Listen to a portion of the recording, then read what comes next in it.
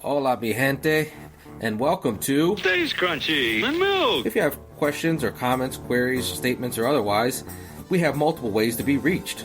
Twitter is, of course, the best way for those that need instant gratification, and the show's Twitter feed is @SkimPod. That is SKIMPOD. That's where I like to fight. For the more patient amongst you, the email address for the show is podcast@stayscrunchyandmilk.com. That's crunchy being spelled with a K. We're available via Apple Podcasts, Stitcher Radio, TuneIn Radio, Google Play, Spotify, and a partridge in a pear tree. And of course the website, stayscrunchyandmilk.com. Please rate, review, subscribe, and share the show. And a band plays on here at Skim, and to that end we provide you a Podcast, a musical discussion podcast built on a hip-hop foundation, and you know what? It's dope. Our personal Twitters are Tatum216, Lunchbox2099, your host, the Internet's Tayrell713, and me? Well, damn it, I'm the real ODP. Ain't nothing for free, so get your ass up. My partner's scared if we don't speed, then they might pass us. So we hit 85 trying to keep the stream alive. All I see is green. I think these screens is fucking with my sides. Nowadays, hoes claiming that they crushing. Bop a darling in my bucket till their heads catch concussions. But please don't push my buttons, I don't know you like that. Can't do no favors for these haters, I don't owe you like that. Well, I guess it's the allure. Like when you need to score. 1 second on the clock and the shot's all yours. Hit or miss, we take a risk, cause anything is better than Vainas and warm grits. Trading busted babies for fly divas that buck. Her only concern is if my car match her clutch. Yeah, she a gold digger, but that pussy good. So what the fuck, don't be late for this player ball. Hurry up and get money. Don't be no lame. Bench warmers never ride for him, so play the game. Never drop the ball, never accept the loss. Get back up if you fall, and when your number call, you better give your all. I hope you give your all. You gotta play until the end. The only diff between a winner and a loser is a winner plays until he wins. That is from the song Booby Miles by my man Big Crit off Forever in a Day. His little 2012 mixtape, and I love that song. Booby Miles, man. There's only one booby I recognize. And that's Gibson. But Friday Night Lights is undeniable. Impregnable. Impenetrable. I eat your children. God, that's one of my favorite lines, man. But did you see that he's got a fight coming up? Yeah. Roy Jones Jr. Y'all must have forgot. Dude, like I saw that video of him a couple months back of like, shadow boxing with the trainer. Yeah. Man, I'm still afraid of that dude. 54 years old, and he might as well be like, I don't know, bruh. Yeah, I feel like he could knock me right the fuck out. That's the thing, man. Like He's his in brain, incredible shape too. Yeah, they both are, man. I saw Roy Jones on that like chiropractor dude's channel, Dr. Bo Hightower or whatever, where he does like all the back cracking and shit like that. It's like, yeah, they might be older and like have CTE and shit, but man, they can still throw a jab. Yeah, like Mike Tyson was saying, like Mike Tyson's only been knocked out a couple times. His fights have never been that long to be worried about getting hit in the head that much. Right. People were fucking afraid of him and did not hit him. Like Mike Tyson, knocked out 3 times, maybe 4? Not knocked out, knocked down. It's like there's a difference. Yeah. It was just like an incredible combination of speed and power. Yeah, it makes no damn sense. It made it really hard for anyone to even try and match that and like get into him. Like I wasn't very old, at the time of his fights. I was like maybe 10 years old. Yeah. So like I never actually saw a Tyson fight that I can remember. It's like my family wasn't into boxing or anything, so anything I've seen it's just been like highlights or hearsay. So I just watching him shadow box that with that trainer was enough for me to be like, okay, yeah, he's fucking bad. I'll never forget the night that like everybody in my house left like to go watch a Tyson fight, and it was one of the magic moments where the pay-per-view was not scrambled. Yeah. And I was just like, there was no cell phones. I couldn't be like, hey, everybody come back home. Mike, I can watch the Tyson fight. Yeah. So that was pretty incredible. But man, cable was weird. Yeah. The only boxing matches I've seen have been Floyd Mayweather fights. Like, I saw him, like, the Oscar De La Hoya fight he had. I saw the Manny Pacquiao fight, and then I saw the Conor McGregor fight. Dude, what fight did we see, Gabe? We went to that bar. That same bar where we went to for your last night. The what the fuck is the name of that bar? Oh, was that Winking Lizard? No, it was the one downstairs. So you had to go down the stairs, remember?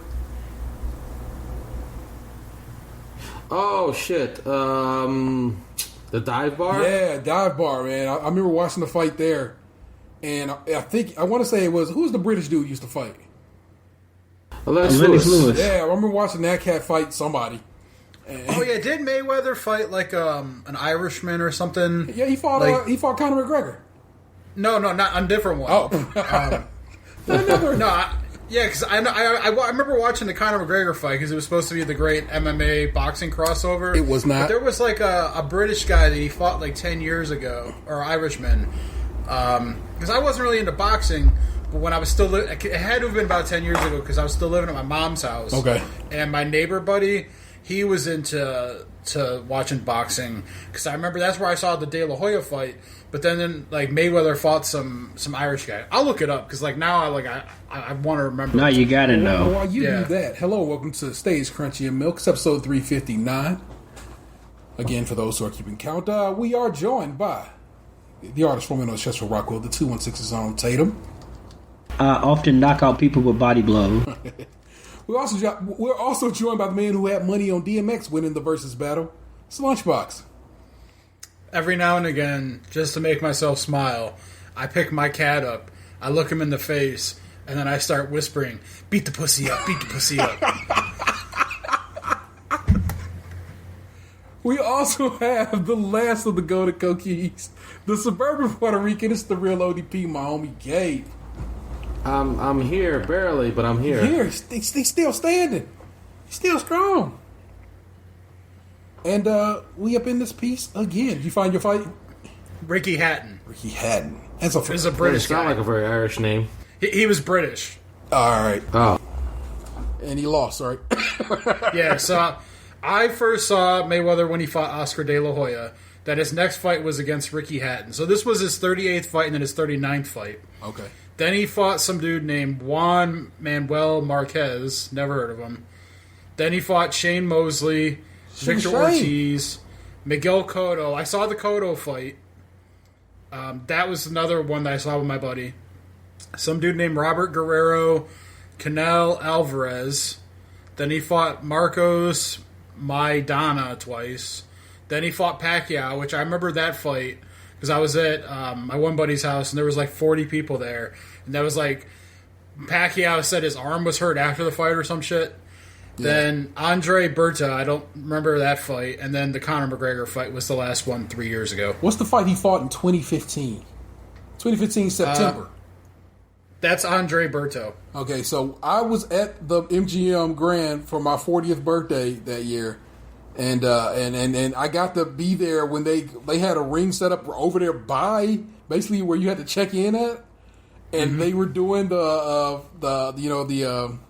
pre-fight bullshit right as I was checking into the hotel. It was wild. So yeah, it says the fight was September 12th, 2015. Yeah, he fought Pacquiao of May 2nd of the same year. So that was it was interesting to be in that experience. Yeah, he fought at the Grand, and I happened to be staying at the Grand. So it looks like most of his fights were at the MGM Grand. Okay, he probably maybe he has a deal. Mm-hmm. So that was pretty interesting. But well, then I think he's based out of Las Vegas. Yeah, I mean, we both been. We know which. I mean, there's got to be other places to fight there, right? Or is just the Grand? Yeah, but the Grand's like MGM the biggest is arena. the easiest one for him to read. You motherfucker. Well, I mean, it also has the most recognizable symbol. It's the one with the kitty cat. Yeah.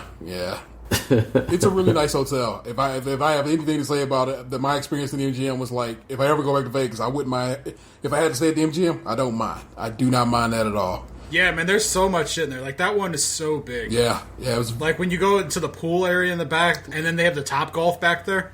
Full-ass lazy river. Yeah. We going, man. I'm telling you, we gonna take Ant, because Ant ain't been to Vegas. and we just gonna go float on the river, baby. It's gonna be lovely. You been to Vegas, Gabe? I've never been to Vegas. I was in there. Twofer. We're gonna shoot guns. I've never shot a gun in my life. That'd be fun. They got the big guns. They got them tank guns and shit. We can just go shoot guns. Oh. Yeah, I've shot guns once in my life. Yeah. We can go smoke weed. Eat weed or weed. I don't know. We'll just figure it out. It's all legal out there. What is it? No, I'll have to see about Go that. to Peppermint Rhino? Peppermint Rhino? Spearmint Rhino. Spearmint Rhino. Spearmint Rhino. That's the worst name ever. We got to go to Los Siam, which is supposed to be Old Vegas is a treat. Oh my God! One day, Rona, your ass will be gone, and my kids will be grown, and I can go. I can just dream of travel again. But that too fits, sir. So again, okay. So here, I'm not gonna do racism. I'm saying this week in racism. I'm gonna do a little politics, and those politics happen to be leaning toward racism, but also sexism. So we're gonna walk through some things. First one though. Powerful Ohio lawmaker arrested for role in largest bribery scheme in state history. The Ohio Speaker of the House, Larry Householder, did something like $60 million worth of bullshit. Has gotten laws passed in this bullshit. So, these are things now that they're having to be, at first they was like, nah, fuck that. We ain't gonna worry about it. Now the governor's like, oh, yeah, we got to call that one back. We got to veto this motherfucker. We got to call it back. I'm sorry, people. I ain't know that us letting paying for First Energy's goddamn nuclear facilities that are ancient and should be shut down, was what came at some backdoor dealings with this man. This guy, like many a politician, basically has a foundation, and he was basically hey, if you donate to this foundation, then we could probably handle some things. Scotch tots. Oh my God. The lawmaker played a key role in passing the financial rescue, which included new fees on electricity bills in Ohio, and will direct more than $150 million annually through 2026 to the plants near Cleveland and Toledo, 2 nuclear power plants. So he got straight up arrested. FBI showed up at his farm. Y'all motherfuckers talking about buying farms. This is what he can get you. Okay. I'm all ears. That sounds like there's a new farm on the market, though. Yeah. Well, not quite yet. Soon, 60 mil, I don't think we can afford that farm. No.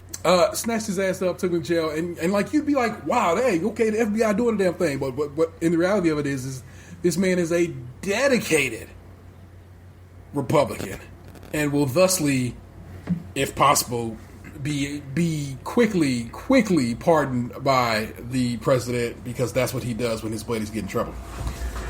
But I do find it dope that my man got snatched up old school, FBI showing up at the door we got you on tape, motherfucker. And there you go. But I also like I said, they was really about to just hand wave it and let it walk, but then like I said, the governor, I feel like he was like, oh, it's bad. And yeah, it's that kind of bad. It's not. So also arrested in charge were the speaker's advisors, Jeffrey Longstretch. Now this guy's name is Householder, so I want to go through these names because these are some great names. Well, maybe that was the best name. I'm sorry. Jeffrey Longstretch, former Ohio Republican Party Chairman Matthew Borges, prominent lobbyist Neil Clark, and Juan Cespedes, authorities said. Oh, and got one of mine. These charges are racketeering conspiracy is basically what my man is getting got for. Some old school gangster shit. Yeah, that's their RICO. And so he got on that. The next, that one I just found interesting because that's local. This next one, Gabe and I chatted about just a little bit yesterday, or was that today? I don't know. Gabe and I chatted about recently enough. Ted Yoho, It was a Republican from Florida. Florida. I'm just going to read you this story, and it's short, and now I'll come around to the rest of this. This is from CNN. The name of the article is AOC 1, Ted Yoho 0. This is by Chris Cillizza. If you had an idea how to pronounce it, that's the guy. CNN editor at large. Here are the facts.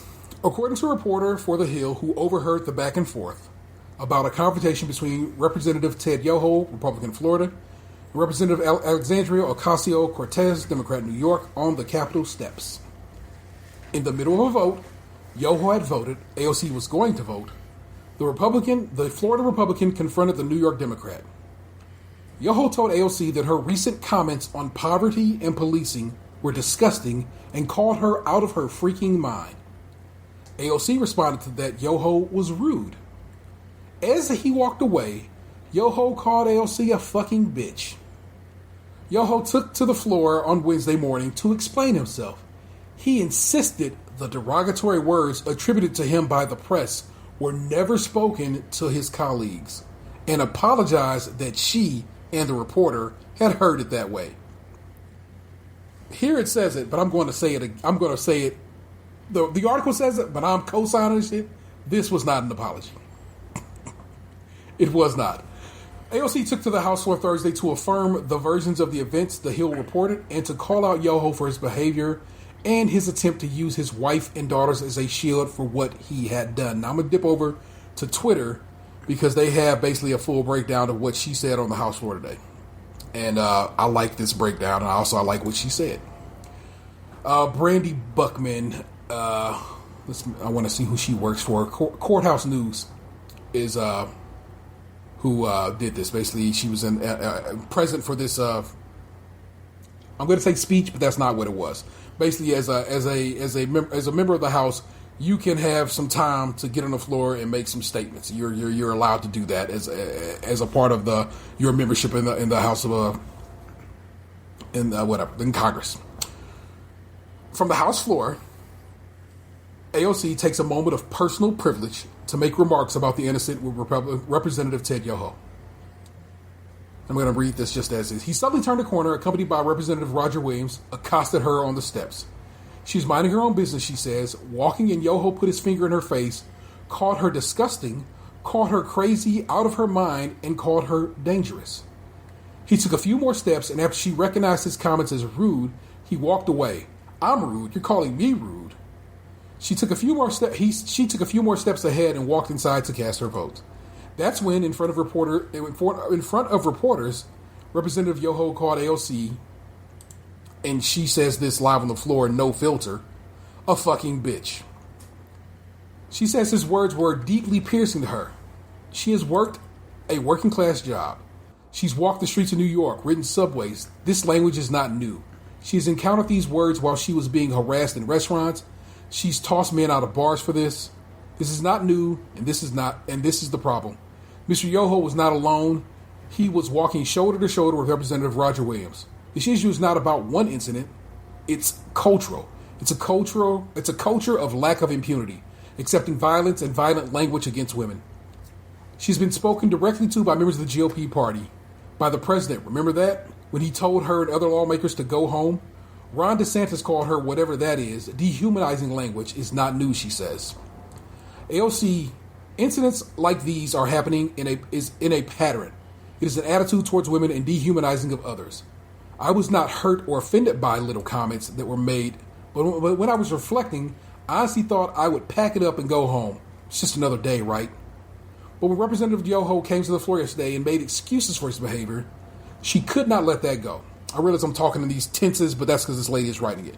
She could not let her nieces, women, victims of verbal abuse, and worse, to see that excuse, and to see our Congress accept that as legitimate, and as an apology. And the Congress accepted silence as a form of acceptance. I could not allow that to stand, and that is why I'm rising today to raise the point of personal privilege. I don't need Representative Yoho to apologize to me. Clearly, he does not want to. Clearly, when given the opportunity, he will not. I will not stay up late at night waiting for his apology for a man who has no remorse for using abusive language towards women. What I do have an issue with is using women, our wives and daughters, as shields and excuses for poor behavior. Mr. Yoho mentioned that he has a wife and 2 daughters. She's 2 years younger than his youngest daughter. And she said, I am someone's daughter too. My father, thankfully, is not allowed to see how Mr. Yoho treated his daughter. My mother got to see his disrespect on the floor in the house on TV, and I am here because I have to show my parents that I am their daughter, and they didn't raise me to accept abuse from men. Mr. Yoho did in front of the press. He gave permission to use language against his wife and his daughters. Women in his communities. I'm here to stand up and say that it's not acceptable. I do not care what your views are. It does not matter how much I disagree or how much it incenses me or how much I feel people are dehumanizing others. I will not do that to myself. I will not allow people to change and create hatred in our hearts. Having a daughter does not make a man decent. Having a wife does not make a man decent. Treating people with dignity and respect makes a decent man. And when a decent man messes up, as we all are bound to do, he tries his best and does apologize. Not to save face, not to win a vote. He apologizes genuinely to repair and acknowledge the harm done. She said she wanted to express gratitude to Yoho for something. I want to thank him for showing the world that you can be a powerful man and accost women. You can have daughters and accost women without remorse. You can be married and accost women. Said AOC on Ted Yoho's disgraceful remarks to her this week. They really hate this woman. They really do. And I think it's based on a couple of things, and I know this is going to sound wild, but they scared that she has got so much juice because she has the fucking juice. She is already becoming one of the people that we go to her when we want shit done because she can get it done. But she's also lovely. And that shit, I think, scrambles their fucking brain so much. They don't know how to deal with both. Well, wow, isn't she a lovely woman? Yes, she is. But she also ain't taking nobody's bullshit. And she also is about to be 30 years old, so she's wild young, so they don't know what to do with that either.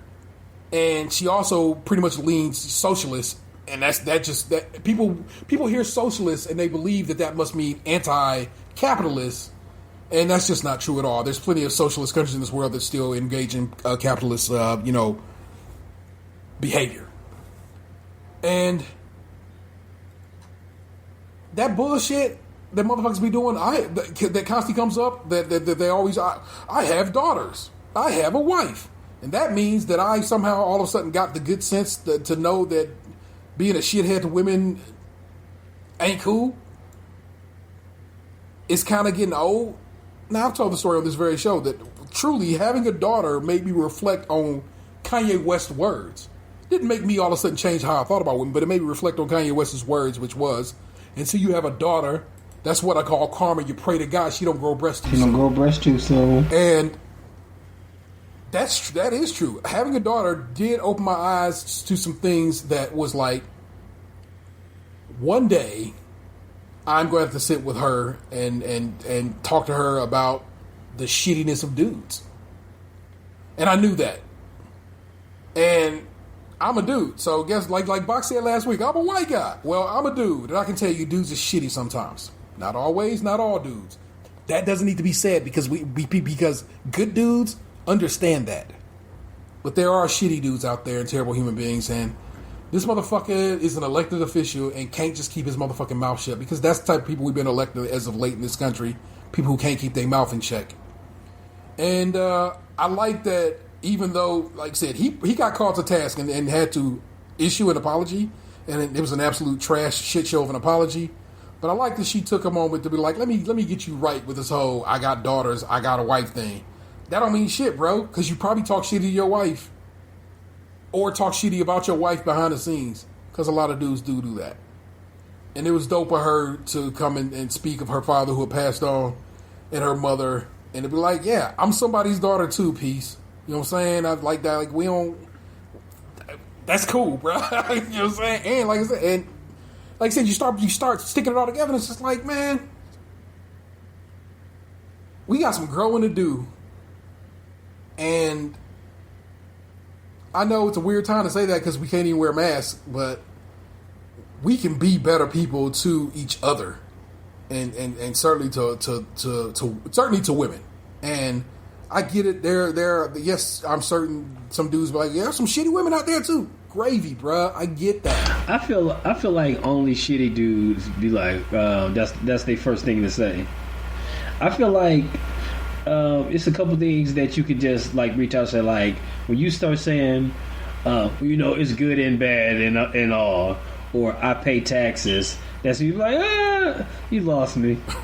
If you have to like immediately try to level the situation by saying, well, it's bad people and it's good and bad and all, you lost. Just, I mean, I do feel like it's going to be a long time before things start to normalize.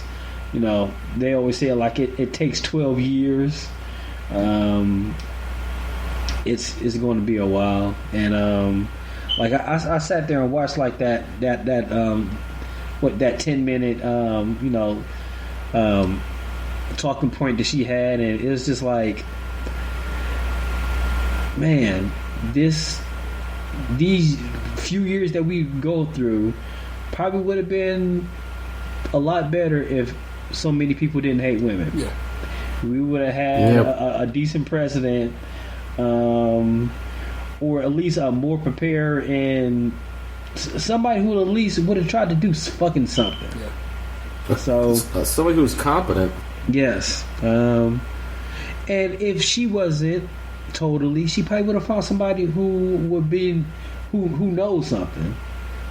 But that's wishful thinking, and 4 years, and maybe. Hopefully not 4 more years of some bullshit. Yeah, it's like it's like you said. It's like Jesus Christ. Why? I was raised by my mama. Dan was raised by his grandmama. You was raised by your mama. Gabe, you was blessed with both parents, and that's dope. But I mean, I know your dad worked hard, so your mom is more present than your dad, probably, correct?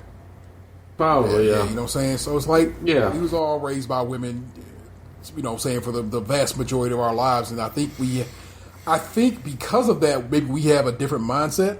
But then there's plenty of dudes out there who was raised by their mama who hate chicks and think ill of them, you know what I'm saying? And think less of them. So, but I don't get it.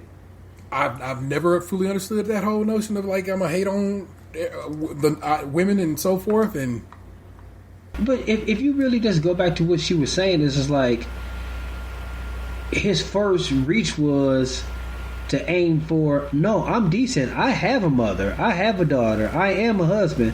Like, so that is what he's reaching for right away. Like, I'm not a bad person. I got a fucking daughter. And that's another thing.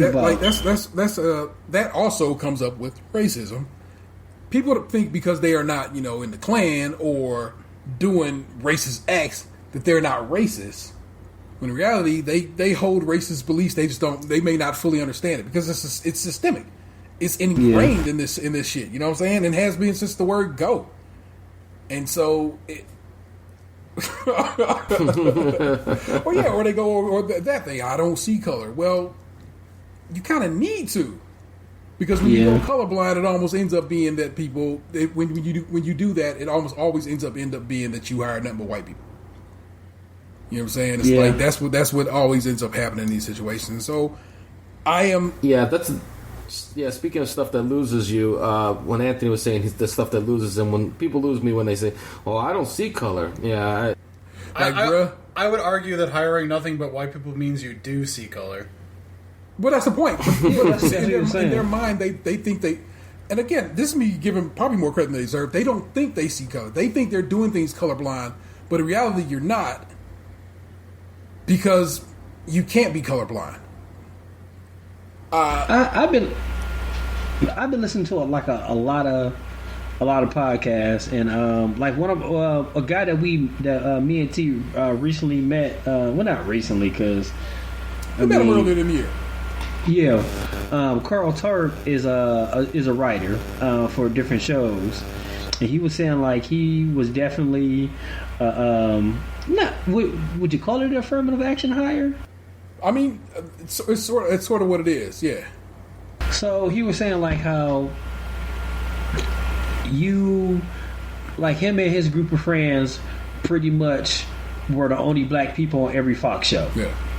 Like all of these guys are like in one comedy troupe called White Women, and like pretty much like they all wrote for like when Brooklyn Nine-Nine was still on Fox, he wrote for that, and then his other friend wrote for New Girl, and I forgot the other show his friend worked for, but anyway, he was saying like sometimes when they are hiring for these writing rooms, they're pretty much just hiring like guys that they worked with before, women they worked with before, and like sometimes it is kind of accidental how it happens, but you just have to, like you guys were saying, see color. Yeah. See like, hey, if I'm going to be writing like this, then you know, let's get a black person in this room. Yeah, I mean, like a lot of job hirings, like are like, hey, refer someone that you know,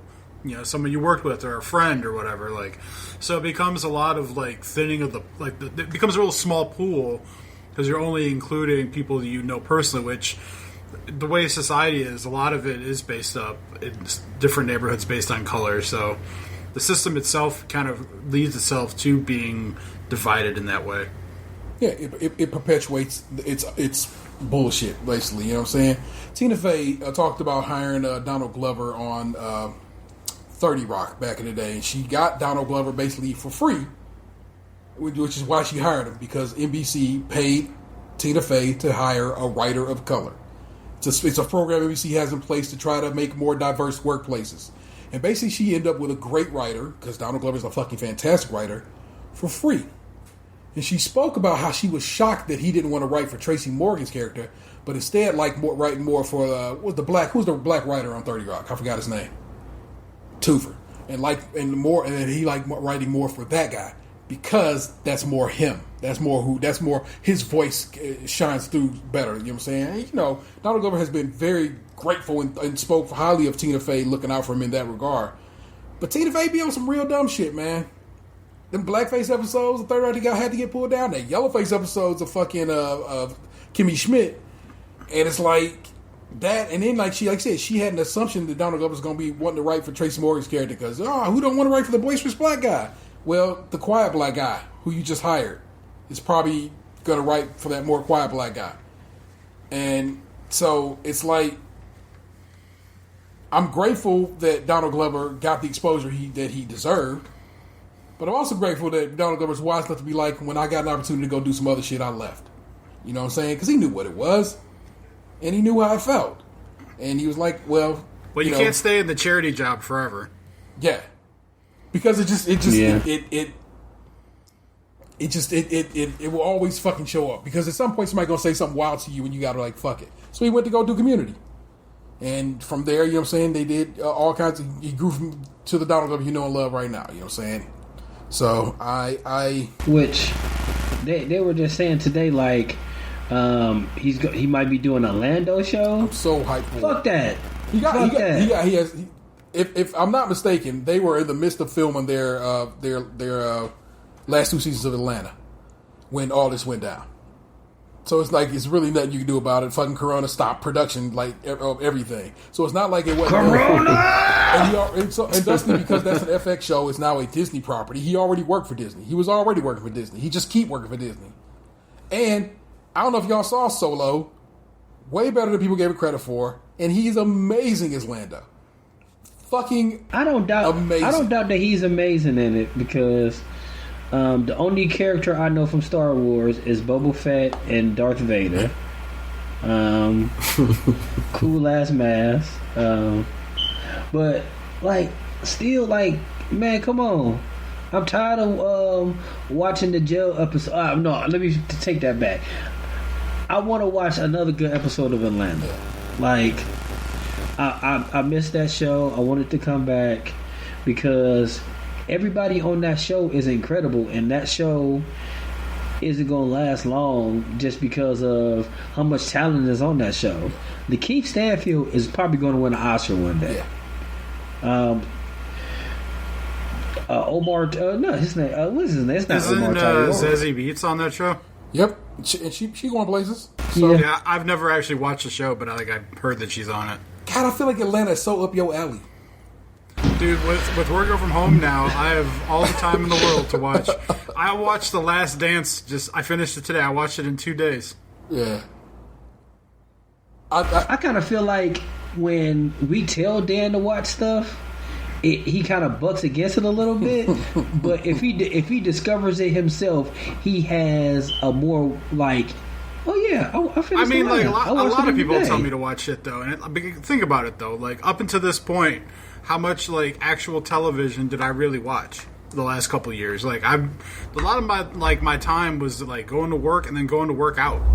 I didn't really have a lot of like TV time, you know. So, like, but now that I've been home for 4 straight months, I've had nothing but TV time. Yeah, your department was on some bullshit. Y'all couldn't use y'all phones and stuff. Yeah, like I had to buy a fucking Bluetooth earbud so that I could listen to podcasts while I worked. Not only did you have to buy a Bluetooth earbud, you had to buy like a flesh-colored one that you could hide. like the one they used on The Office, so you could talk to Pam all day and not get. So think about that. Like while you guys are over there, you had your little cassette set up, watching Netflix while you worked and shit. I was over there having to hide an earbud. That cassette setup was brilliant. I'm not hating on it. I'm saying like you had that ability to like watch stuff every day. I didn't have that same ability, so it was easier for you to keep up on stuff like that. Where like if I committed, it wasn't every day. It was for years. I'm just saying, but like for me to commit to a show, that means I had to like carve out time in my schedule that was already like very small. So it's like it's not like think about it. I just watched Breaking Bad like 3 weeks ago. Breaking Bad ended 7 years ago. Has it been 7 years already? Yeah. Wow. Oh my goodness. Still haven't seen El Camino. I watched it right after I finished it. Watch it if you want, but like don't expect anything major. All right. We discussed that last week, so you got to miss that chat, sir. Did you guys know it's 2 different teams called the Colorado Rockies? Okay, the baseball team that I'm aware of. What's the other one? There's another team? It's a hockey team too. Huh. The NHL got a new team today. Where at? Seattle. The Seattle Krackens. Oh, that's a sick name. Seattle Kraken. Oh, I like okay, that so name. let's do it right now. All right, right now, let's commit to rocking Seattle Kraken's gear. All right, we do hats, jerseys, hockey jerseys is dope, man. Come on, man. Yeah, like no, I'm still not gonna do it. Seattle Krakens. I would like to see what it's gonna look like We both first. started typing at the same time. Seattle's a place I'd like to visit someday. Definitely, Yeah, man. They cook a lot of things with pork over there. That shit look whack though. I like the colors, but that jersey looks like it don't look good. We It could looked also like, pivot and root for the Washington football team. Yeah, I was just about to say, Draymond Jones, who plays football now, a friend of mine was saying like Seattle is definitely the best place he's been to, and the guy's legit been all over the United States now. I figure So- if we get it to Seattle right, and of course we go ahead, we say I'm wearing a flannel let's say we and long do greasy a hair. week up there, right? We all pack our passports. We can go right across the border over to Vancouver. Go check out the west coast of Canada. It's a delight. All right, we can just crush it as always. 2 birds, 1 stone. Let's get it in. Man, we could do it. Do you really think in the near future Nope. we're gonna be able to go anywhere? No time in the near future will I ever be able to see Not my until precious at Canada. least next year. But if we plan it out, like we could hit Seattle when Indians play the Mariners, hit up that baseball stadium. Bruh, come on, man. For baseball, they're not. People aren't in stadiums yet, right? No, I'm talking about next year. Let me dream, baby. Any travel plans that I suggest are under the caveat that none of them are expected to happen this calendar year. Yeah, 2020 is a wash, baby. We just call it early. It's a wash. I canceled 5 football trips and the season hasn't even started yet. I just kind of feel like this is the new normal. We're going to be working from home. Like, this is it. Well, that one's confirmed. I'm talking about, forever. Yes, that one is confirmed. That's very nice, very nice. It's like when school starts up, probably going to be another spike. And it's going to be even worse because it's like we were already told before, oh, yeah, well, winter come back, baby. It's going to come back stronger. So yeah, that's why I don't think anything will happen until, at least next summer, as far as us being able to travel again. You got to figure, the way this virus works, it does prey on, a lot of the deaths are people that already had underlying health illnesses. So, you'd have to think over a year and a half that, most of the people that were going to die when they got it will probably already be dead at that point. So a lot of, the carriers are going to be gone. And then a lot of the, people who have it will have, immunity probably, assuming that's the way the virus works. And that's also another year where they have the time to develop a vaccine. The one lady from I don't know where she does in WWE. That lady caught it twice. And I saw a report today that said that most likely people are not catching it twice. They just have a longer period than they think they do. Yeah, they start feeling better and thinking, okay, we're good, but actually they was not good. Yeah, it's something to do with the antibodies, where it takes a couple weeks for them to actually pop a negative test or something. She did test positive for it at 2 separate occasions within 2 months of each other, but they don't know if it's she had it twice because she didn't feel sick the second time, or if it's just because the antibodies from the disease were still in her body. It's all a big fucking unknown right now because this shit's so new. I just want to know why sanitizers stink now. It's being made so fast they hadn't done anything to get it smelling nice. I wouldn't know. Sanitizer hasn't touched my body since March. I wonder did somebody steal the sanitizer off my desk? Because I had a big ass thing of sanitizer. Is it gone now? I mean, I don't know. Dude, I haven't seen my desk in 4 years. The Perel that I had on my desk at work expired in 2017. That's because you was drinking it. You was letting it get prime. You was letting it get ready. How else was I supposed to get through the workday? Like a Mexican border I have town to where they shut down the... I really honestly wonder if, some of my coworkers think that, now that I work from home permanently, that, I just sit here and drink all day while I'm working. Because, Why would they think that? Well, because, a lot of the talks that I had with people around me and, my manager before when we were still in the office, he and I would talk about bourbon all the time. So, he knew, when you and I went down to Louisville, and, I was talking to him about some of the stuff that I was getting and trying. So he knows that I have, a lot of liquor bottles in my house right now. So, and when I was still on his team, he was, making those insinuations that, I was drinking at home. Jokingly, of course, not accusatory. But, I have to wonder if, people think that I actually just do sit here and drink while I'm working, which I do not. I don't do anything while I'm working. I save that shit for after hours. Which lately has not been very many hours. It's 5 o'clock somewhere. On 420, I got a little 420, and that leaves about 40 minutes left in the workday. No mas. No good, people. You don't want to do the job I do, which is, look, man, my job is something. It is. I guess it definitely is. What it asks of me is that I don't be high while doing it. I have an interesting story to tell you guys that happened to me last Friday. So I was on vacation last week. I had taken a full week off for the first time in 2.5 years. Like when I say full week, I mean I had Monday through Friday off, plus both weekends. So I had a full 9-day stretch off, and I didn't do shit. I only left the house one time, and it was for an hour to go to Sam's Club. So I was literally in the house just watching TV and laying down for 9 straight days. So I got inebriated a couple times during this stretch. And on Friday, I got inebriated in a way that was very interesting. And so I've come to learn that depending on what type of inebriated I am, there are certain cravings that come out. So in this instance, I was craving sweets, and I didn't have anything in the house. So I decided to Uber Eats some ice cream, cookies, and apple pie from McDonald's.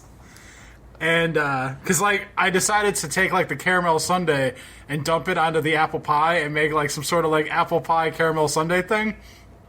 Yeah. So I ordered this from Uber Eats at around like 9:15ish. And, so I get like the delivery picture from the delivery driver, and it's not my fucking house. Like, which this has happened 2 other times when I've been inebriated. I don't understand. It's like they know, you know. So like, I went outside to go get it because I assumed it was the neighbor's house on the side where they steal my FedEx packages sometimes. And I'm heading over there, and like all of a sudden their porch light comes on, and I hear their door. So I'm like, fuck, they've got it.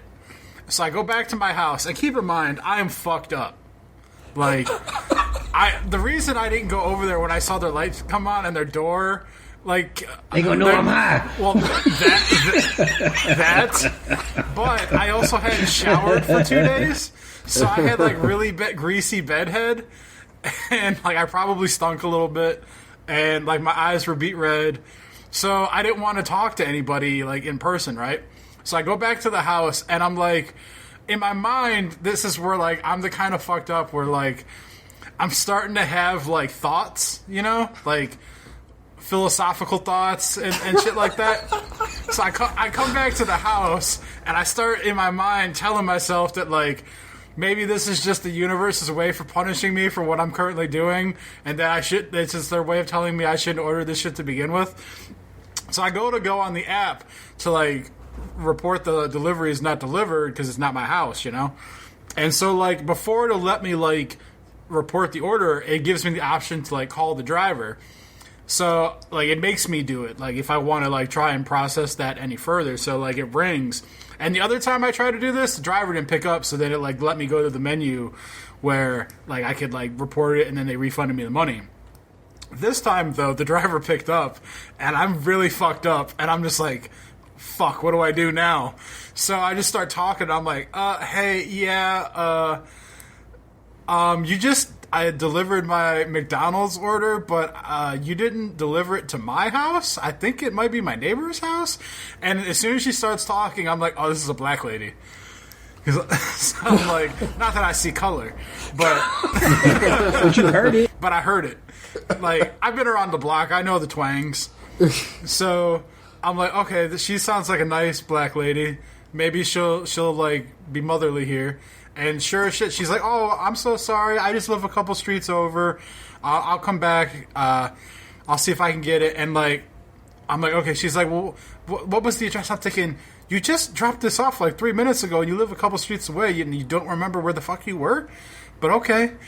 But I'm also like, fuck, I can't believe this is going to become so fucking much. Because I was really fucked up. Like, what I took wasn't like a small, like, I was like, I've been taking the whole doses, but each one is at its own strength.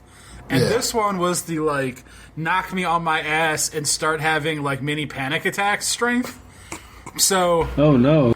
So, like, I'm sitting on the top of my stairwell at my kitchen, like, where the stairs go to my basement, because, like, I'm like, fuck, I might have to actually interact with someone here. And, which was what I was trying to avoid by ordering this shit on the app to begin with. Because obviously, like, I could have gotten in my car and actually drove to McDonald's because it's like a mile away.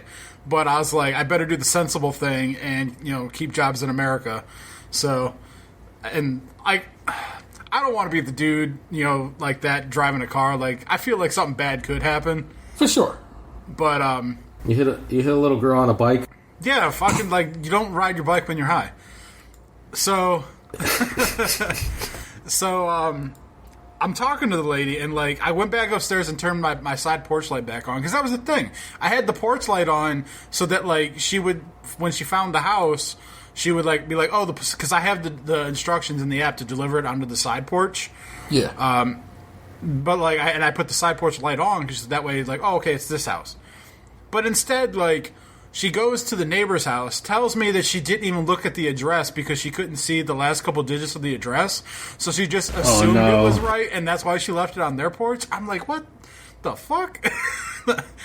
But don't tell me you fucked up. I was heated in that moment. I'm like, you're telling me that you half-assed this, and now you're forcing me to go through all this trouble while I'm fucked up and trying to avoid people right now. But anyway, so I sat there, and I was the kind of fucked up where I had to put my hand on my head because, like, the whole room started spinning. And, like, I was trying to, like, focus so that I, like, could have this conversation with this lady. Because now she's driving around in the dark, because at this point it's, like, 10 o'clock at night. There's, like, you know, only a couple streetlights out here, so it's kind of dark. And I'm assuming at this point the neighbors have either taken my shit into their house and are examining it, or they didn't know it was there and just turned the porch light back off. So now she's trying to find my house and then also navigate my now dark neighbor's house. So I'm just sitting there in the stairwell, like, hand on head, going, fuck, I can't believe I'm in this situation right now. Oh my God. And she's like, is it which house? Is it this house? I'm like, it's the one with the giant bush in the driveway and the light is on. She's like, the front porch? I'm like, no, the side porch. And she's like, oh, okay, I see it. I'm like, all right, cool. She sees my house, but where's my shit? So then, like, she's on the phone with me. She's like, your house is the one with the light on, right? I'm like, yeah. She's like, okay, I'm here. And I'm just like, does that mean that you have my stuff? And then the phone call just hangs up. And I'm like, oh, God damn it. I have to go out now? I have to go outside? And I'm like, fuck. All right, pull it together. So I put my phone in my pocket. I opened up the side door. And, like, Smoke Dog's been sitting there just, like, headbutting me, getting his rubs in. Like what you doing, Daddy? Why you sitting here? You never sit here. And I opened the side door. And then, like, I see her car in my driveway. And so I open up the door and I poke my head out and she comes up and, like, hands me the bag. But keep in mind, I fucking ordered ice cream. It was like 90-some degrees that day, and it's been outside now for like 25 minutes. So, well, don't they have an ice pack or something? No, they put it in like a little tray, but there's no. When you order ice cream from there, there's no ice pack or anything. Like, it's just it's a race against the clock. So I ended up with like ice cream soup. It wasn't fully melted, but, like, it wasn't like it was when it came out of the dispenser. But, I mean, like, fuck it, whatever. I was high. I'll admit it. To those who couldn't fucking pick up on context clues at this point, I was high. And, hey, man, so, I think you should probably just be impressed the ice cream machine was working. Yeah, you know, I was like, I was genuinely surprised. I expected it's broken message to come back and them to cancel my order, but they didn't do that, you know. So I went downstairs and I put my movie back on. I think I was watching the Old Guard by the head that came out on Netflix. I gotta watch that. It was all right. But yeah, I went downstairs and I made my little apple pie ice cream sundae. I ate some cookies and ate an Oreo Blizzard. So I definitely indulged in shit that I shouldn't be eating. So it's like I learned that alcohol makes me want Taco Bell, and then the green monster makes me want to eat sugary sweets. So, but I was like, so I realized that depending on what's in whatever I consume, that it either becomes like I get kind of like giggly and sleepy, or I start getting like I start thinking about life and death and like just philosophical shit on that God body shit. Yeah, bro. Yeah. It's like I knew the difference this day, I tell you, because I got up to pee and then I'm walking to the bathroom and I just started thinking like, what would it be like to be dead? Not like I want to kill myself, but like I wonder what death is like, and I don't want to experience it right now. That was the thing. I was like in my mind, I'm like, I'm sure that I'm not suicidal because I'm like, I don't want to die. Bro, when as a young man getting high, man, we sat around and we rapped a lot, and it was fun. You was with your buddies, chuckly, right? Whatever. As an adult, it means I am annoyed that my children are going to look at me different. So I try not to do anything that they're going to see me. I don't worry about one-times rolled up on me like I did when I was a young man, which is a good thing to not have to worry about anymore. Probably should worry about it, but I just don't. That's like like I said, bro.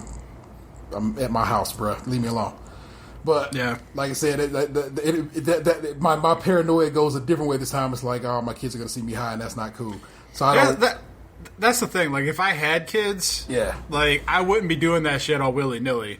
Oh, like, sure. It'd be like the kids are at like grandparents' house, or like I was out of town or something. Like it'd be like a special occasion kind of deal. Like it wouldn't be like I got to get up in the morning to feed the baby cereal. Like that shit wouldn't be going down.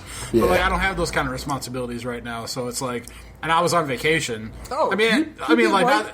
yeah, that's the thing. Like it's not like I do this shit all the time. It's like a now and again kind of thing. And I'm in my own house. And I only do it on the weekends when I'm off. Like, it's not like I'm getting high on, like, a Tuesday when I gotta be up for work Wednesday morning. But that's the thing, too. Like, the gummies I've tried, like, the strong ones, like, there was, like, I would say I think I have, like, 4 left out of the 10 that I got. I would say 2 of them were put me on my ass strong. And then, like, the other 4 were kind of, like, they just made me sleepy. But then, like, they put me into that kind of sleep where, like, I woke up the next day and I felt, like, not hungover, like alcohol hungover, but, like, THC hungover. It's like this weird, like, body fatigue feeling. Still high. Yeah, possible. But it's like you can tell the difference between the two feelings. And it's like...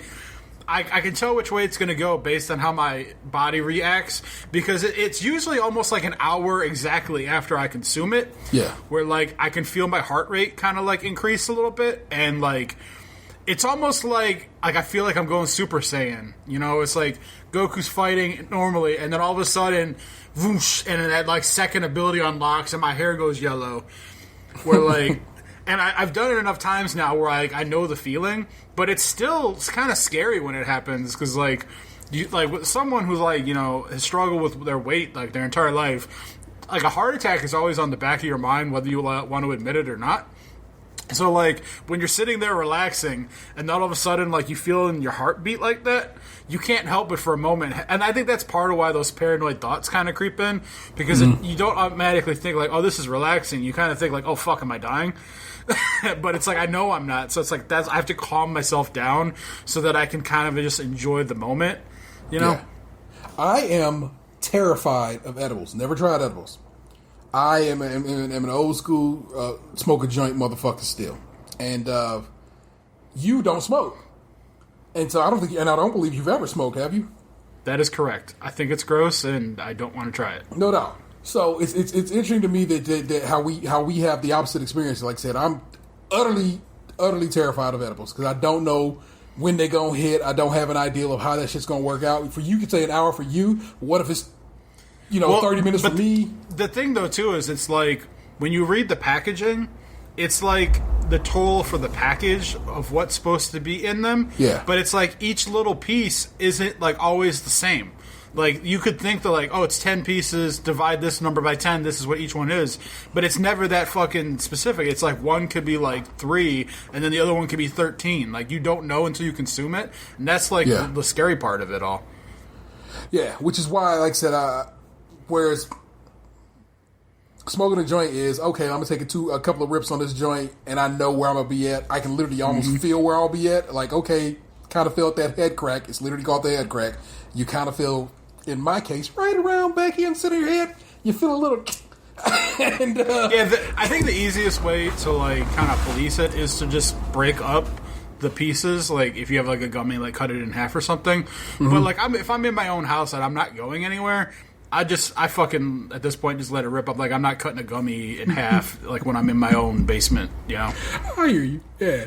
So, like, I'm actually kind of, like... For me, it's kind of interesting to see what kind of ride comes out of it. Yeah. Like, are we going on Raging Wolf Bobs, or are we going on? Am I going on the teacups, or am I going on the Double Dipper or the Big double, Dipper? the big loop. No, double loop, Big Dipper. I know we have some listeners and people who I consider friends who have some more experience in the realm of edibles and the like. So if you got some guidance, some advice, you want to think like, T, man, you should try an edible. Please put me on. But your boy, I don't consume with any kind of regularity. Like I said, 420 was the last time I did anything, and that's because it was 420. It had to be thing. Come on, man. That's the thing that I wonder about with it is because like I don't do this very often, so it's like I don't think that like I build up any kind of like tolerance of sorts by someone who would do it all the time. You know, it's like drinking alcohol once every 3 months. You know, that kind of mentality. Yeah. So. But that was a delight. Thank you for walking us down that walk. If you are a patron, you'll get a whole nother story regarding such material. You might want to put 5 on this. I'm just saying. Just do I got 5 on it. Do it for the month, people. It's just good. Let's double check my recording, make sure it's going. Okay, I worry.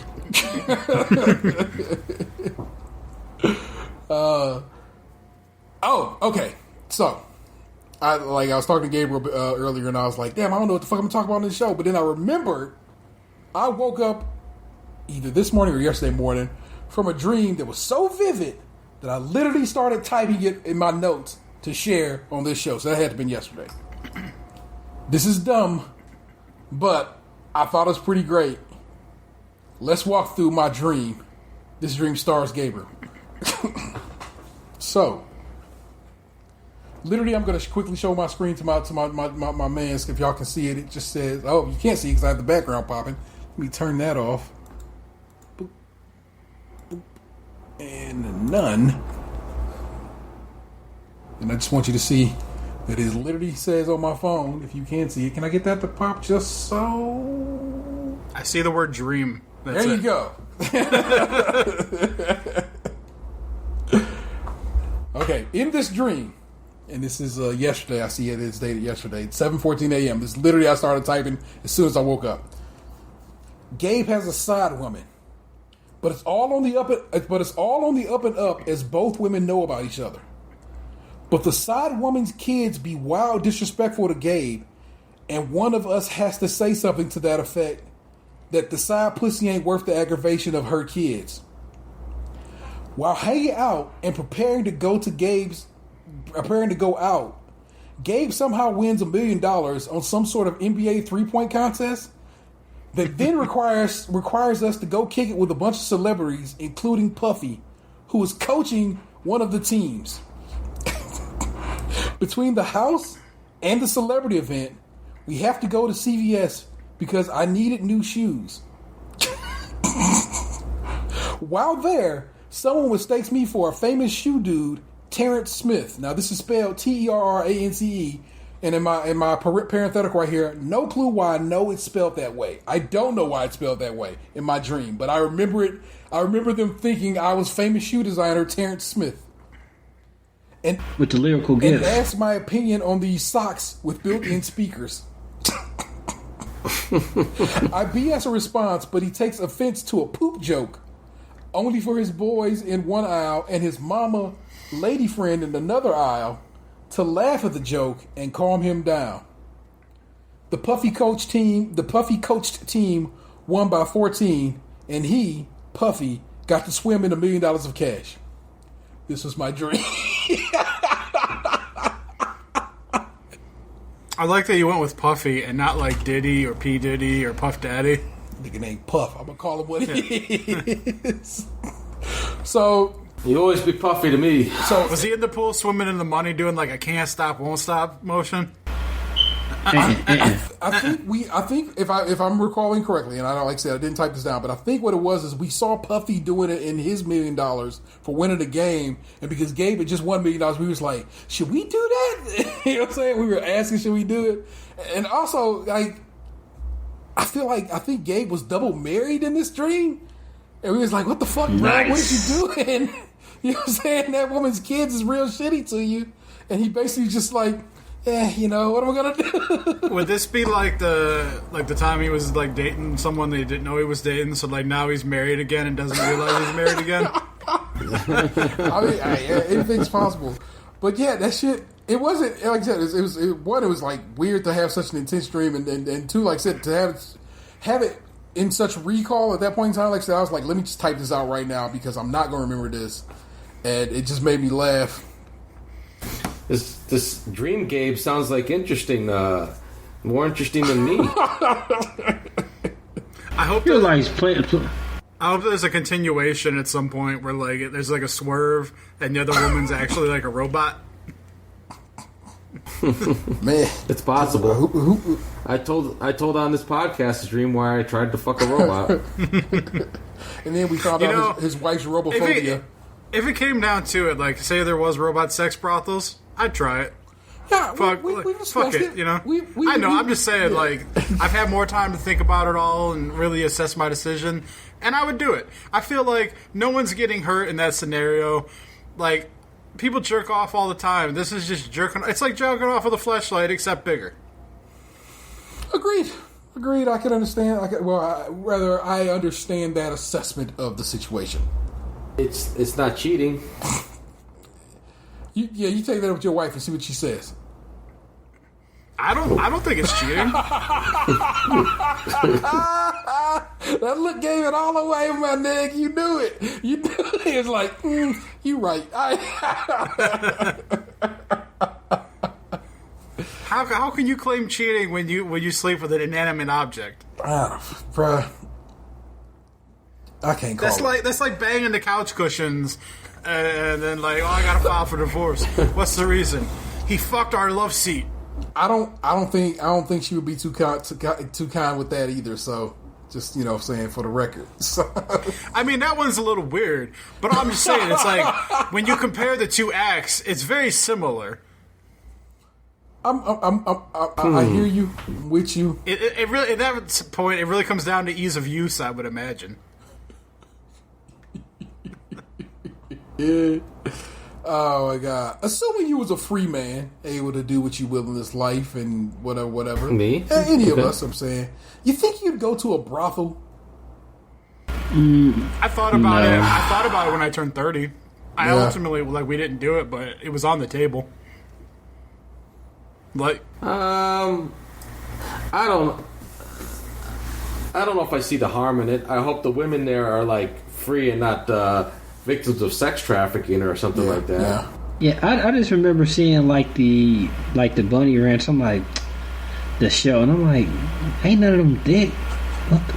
I guess I just ultimately didn't do it because I just held out hope that I wouldn't have to worry about going down that route. You know? Okay.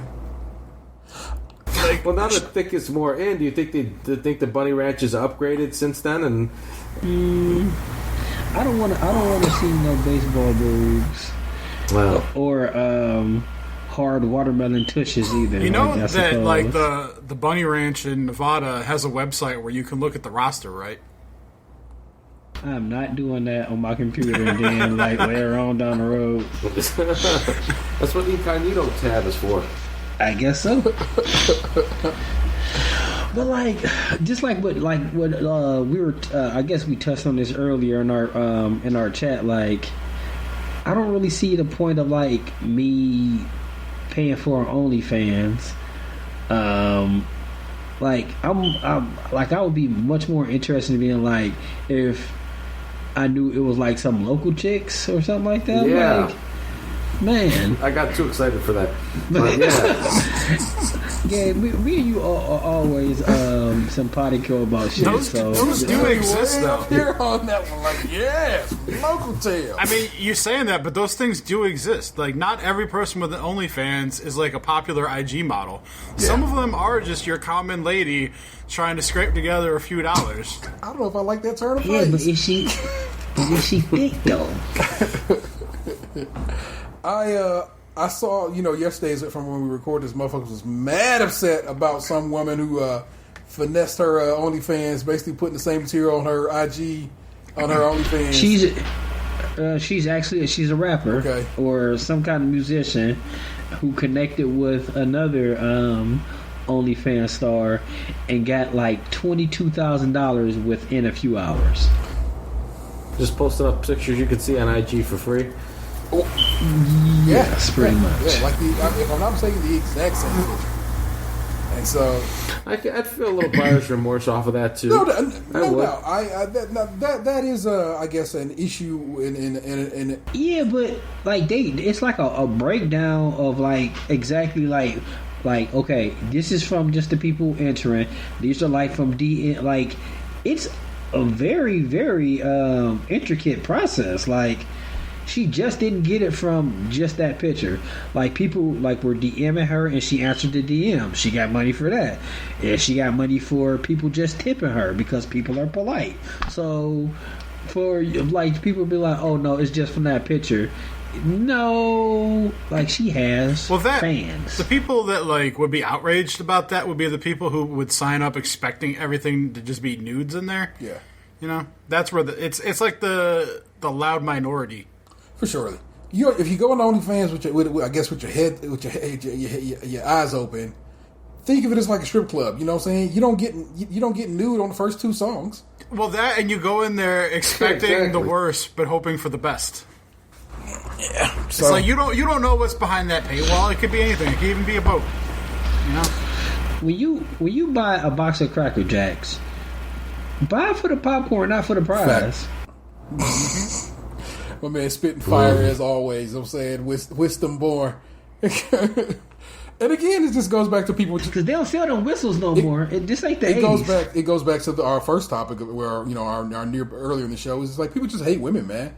They be wild angry at women. How dare you sell your ass on OnlyFans and then not have your ass on OnlyFans or whatever. Like however they want to be mad about it. It's like, bruh. It's like this can be so much easier. And if you play cool, I don't think that's hating on women. That's just a customer complaint. It is, but it's motherfuckers out here who wasn't a customer bitching about it. You didn't even go to that store and you just bitching because you think some other dude got. How the fuck is that a complaint? It's not. Dudes are just like there are some women on there that's finessing the game. Yes. Like that are blatantly lying like, I'm going to show this tonight. Be ready. And then they don't show it. And I only know this from Reddit because them dudes be mad in that chat. I mean, like, I don't know who this person was. Like, I did hear about the story of it all, but like the way it was described was she just took Instagram pictures and put them up on OnlyFans with under like the guise like people thought they were going to get stuff that wasn't already available for free. So it does in a way feel like she conned them out of money if she's making them pay for shit that they already had on Instagram. So that's like, that's not hating on women. That's just being legitimately upset that you're led to believe that you were paying for something that you didn't have access to already, and then there's nothing there. You're like, you're sold a bill of goods. So the question is, actual customers of hers who were upset by this, you have a bitch. Cool. I'm saying what it is it ends up being a bunch of dudes just wilding out on the internet talking shit about this woman, and they never went to OnlyFans. They never went to. They didn't give her no money. They just bitching for bitching's sake. People do that with everything, though. Like again, that was how we started this episode. But again, I feel like they do it more to women. And but when it comes to OnlyFans, I would have to imagine that the majority of the people on OnlyFans are women. I've seen 2 dude accounts on, like, not that I'm a fan of them, but like I saw one dude on, and then like the one food guy I follow on YouTube, he made one the other day for like in-depth food review stuff. But that's that's what the fucking site was originally intended for. It's morphed into what it's become, you know? Really? Well, yeah, it was like a Patreon alternative. Because Patreon wasn't originally just for titties. Recipes? Patreon, was used to be for like supporting artists and podcasts and that kind of shit. And then like I think a lot of it became like the cosplayer stuff where like it was like extra photo shoots and naughty shit like that. And then OnlyFans was kind of like the offshoot, the more risque Patreon, where like this is where you go to sell those nudes that like Patreon might not let you sell. Because Patreon was like the fucking England back in like the 1700s, where they're just like, no, we're not doing that freaky shit. And OnlyFans is over here like the USA, like, oh, you can come fuck on these shores. And now we're just the most puritanical little fuckers ever. But like for me, in my mind, it's really become that though. Where like Patreon's more the like, this is where you go to give money to the artists or the services that you enjoy, and OnlyFans is where you go to see them titties. That ass. DEM. So like, yeah, I think a lot of the criticisms that would come from that would be from men criticizing, just because most of the, I think, of the OnlyFans users that sell stuff on there are women. All right. It's where we just Now, I don't want to exclude the lesbians from this too. They have every right to be upset if they were expecting to see some pussy and didn't get to see anything. You know, let their voices be heard too. We're not excluding anyone here. I need. That sounds terrible.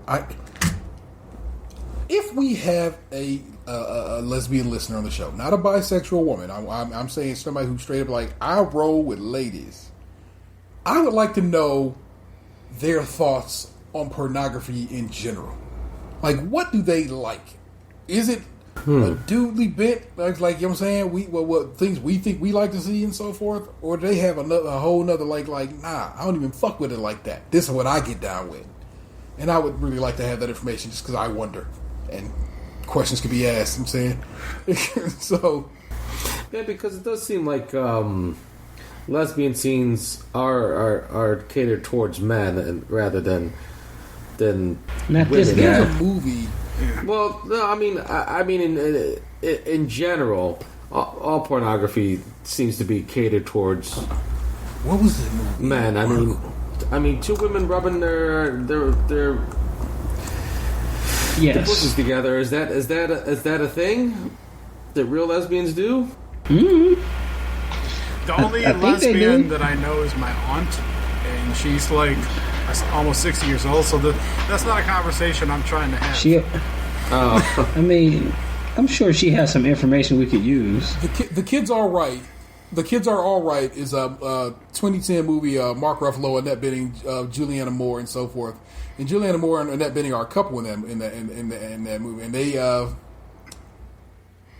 their kids find them watching gay male porn, and they explain to them that how lesbian porn isn't real, and in fact it's made for the male gaze, and that they enjoy gay porn because it's more real, and it's I don't know, it's interesting. Like I said, that particular film actually kind of like I said broached that very discussion some years back. I found that to be interesting. Good movie. The Kids Are All Right. Like I said, Mark Ruffalo, Juliana Moore, Annette Bening. Well, like I don't know a lot about like the production of the porn industry as far as like directors and shit like that. So it's like I always see the representation, you know, conversation happen on Twitter and Instagram and stuff from people in the normal Hollywood, like with movies and television shows and stuff.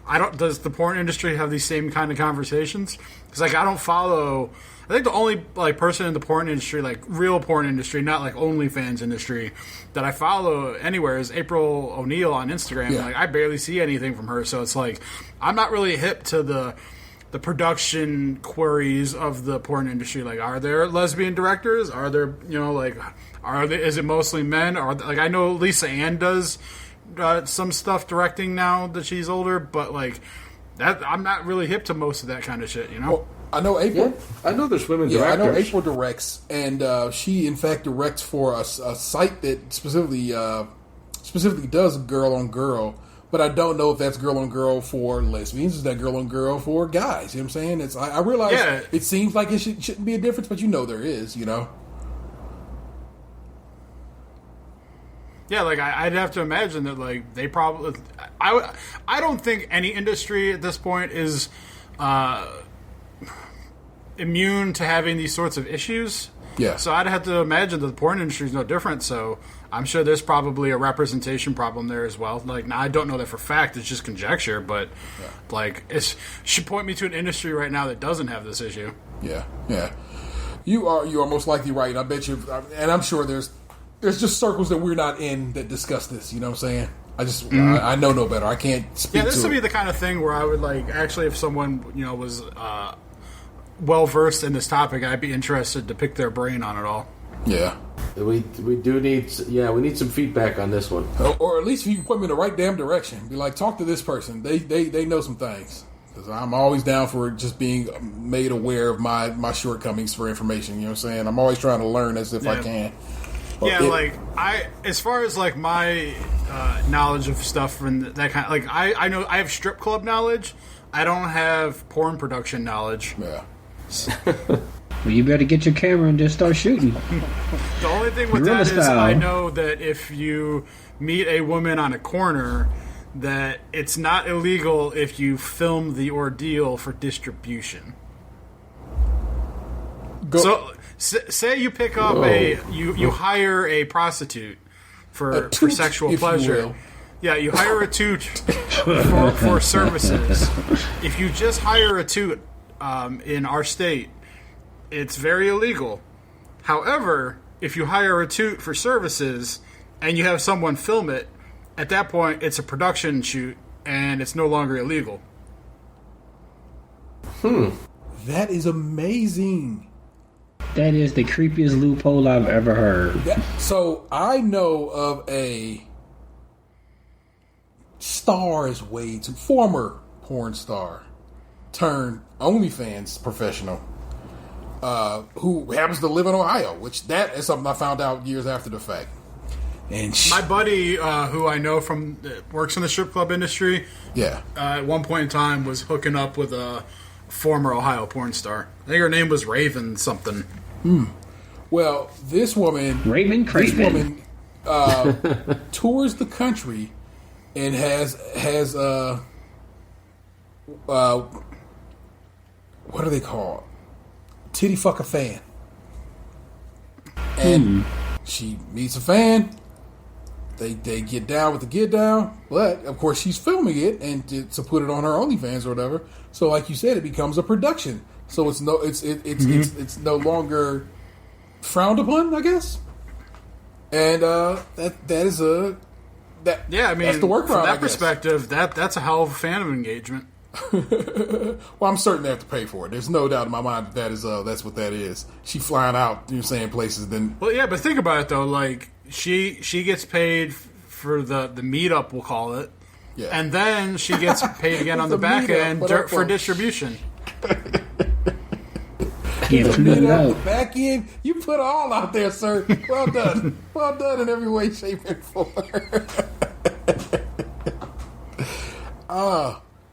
Man, who would have thought it was reviewing brooms last week. Now we're reviewing the industries that we have no idea what to fucking talk about, but still. It's fun to discuss. Yeah, sometimes it's just interesting realizing that, like, what you don't know, Yeah.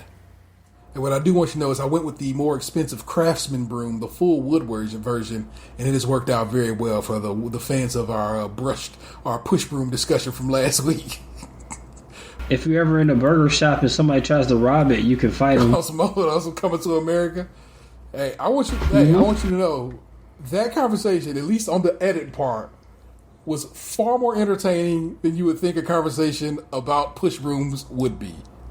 At least on the editing portion of that program, I was very much like, we made something of that conversation. I want y'all to know that. So, well, I kind of just feel like when we enjoy talking to each other. I mean, if anything else, it doesn't. The subject matter, I guess, it matters to a certain extent, but we have fun with each other. If we were just talking about, like, man, bendy straws is the shit. I agree. I love bendy straws. And it's like, that's been our bread and butter though for 7 years now. Turning like chicken salad into chicken shit per se. But you're right. Like, we use rubber straws in our house. They're safer. Rubber straws? That's a thing? Like silicone? Yeah, silicone. Oh, wow. Man. I let, so I bought some silicone straws because, like, I mean, I drink out of this cup and, I don't like the straw that came with it, so I put a silicone straw in there, but it made the cup, like, way too airtight. And I was letting Emery use the straw, and he was just using it as a nunchuck. So just hitting Anthony with the straw. It was just like I can't let him use that either. Oh my goodness! I bought paper straws for Lil's birthday, and we did not even open the box. So I have a box of paper straws. I believe probably in the attic now is where they end up moving to. So yeah, Yeah, Mark's had like a box of 500 for 99 cents, and I thought of you when I said that. Yeah. So there we go. I got some Paper straws so they disintegrate and don't end up a turtle's nose or something. That is, in theory, what that happens. What my point is, they're recyclable. And I get straws are probably recyclable, but that's a probably, whereas I know paper is. So I just feel like, when are we going to talk about all these fucking turtles and their coat problem? I don't feel like we need to really just like, they're probably, crushing up some oxys and sniffing them. These turtles are out of fucking control, and I'm tired of paying the price for them. Yeah, I truly give a fuck about a turtle. I'm not gonna lie to you. I'm not trying to be an asshole, not whatever. No, that's not what it is. I'm gonna tell you. I don't care. I'm gonna tell you a story about how we only have one planet, T. Bruh. Next thing I know, you're gonna say, "I don't want to wear a mask." The reality of it is straws were invented for disabled people, and you shitting on fucking straws because you think you serving turtles, is you shitting on fucking some disabled person who needs that goddamn straw. Well, I never thought of that. Because no one ever does think of that. They think of they go one way and they forget this was here for a fucking reason. Can the handicapped people not use the alternative straws? Oftentimes not, because one, they even though you think you can clean them, you can't clean them well enough. Two, they don't bend in the ways that you think you need them to. Like I said, this is a very studied thing. It was made for a very specific reason from a very specific material, and it's like that for a fucking reason.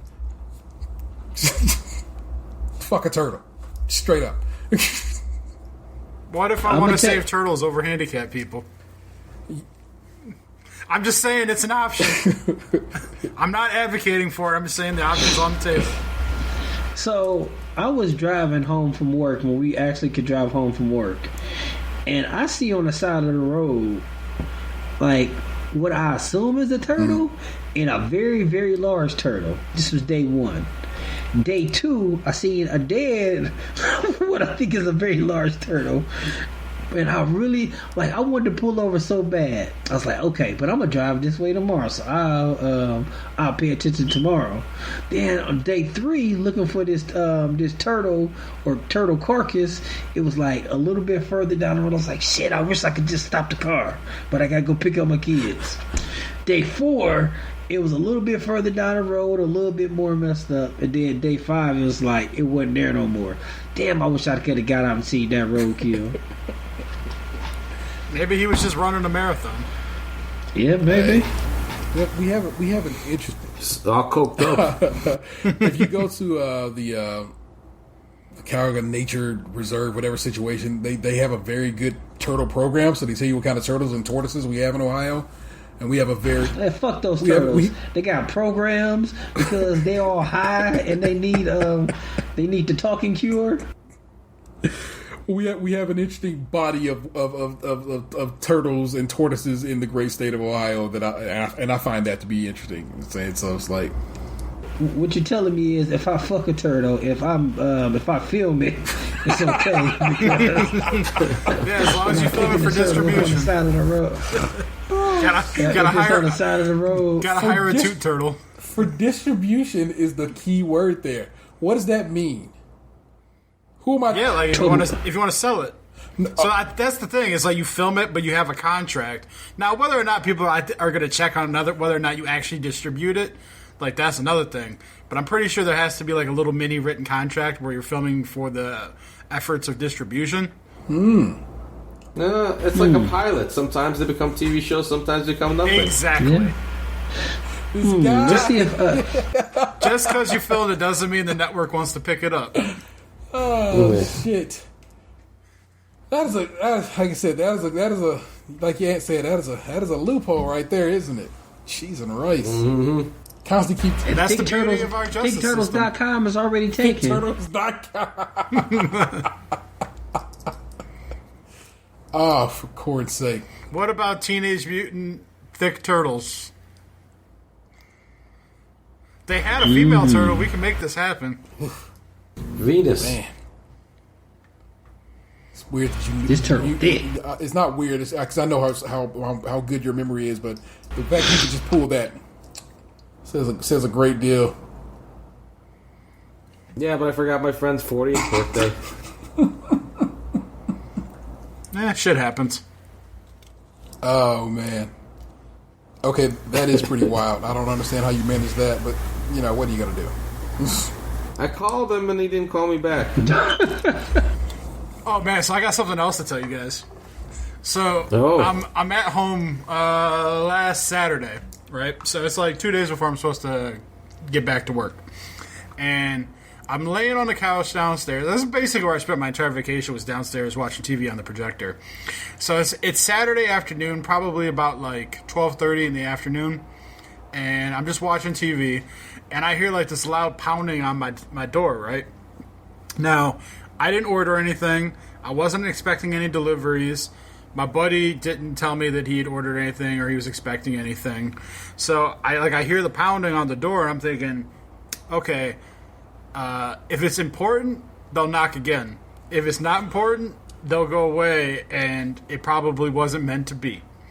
So nothing happens. 2 hours later, my stepdad calls, and he's like, "Hey, are you home?" And I'm like, "Yeah, why?" He goes, "Well, I pounded on your door like 2 hours ago and no one answered." He's like, "Did you hear it?" I'm like, "Yeah, I heard it." He's like, "Why didn't you answer the door then?" I'm like, "I don't answer the door when I don't expect people." I'm like, if you really wanted me to answer the door, you should have knocked twice.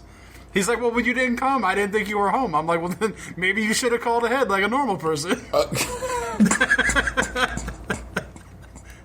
After the fact, you know what I'm saying?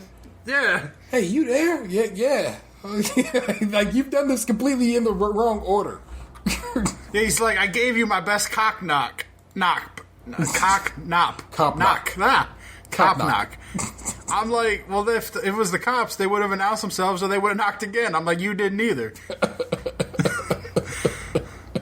He's like, "That's fucked up." I'm like, "Dude, I'm not trying to answer. I'm not trying to get involved into situations that I don't want to be involved in.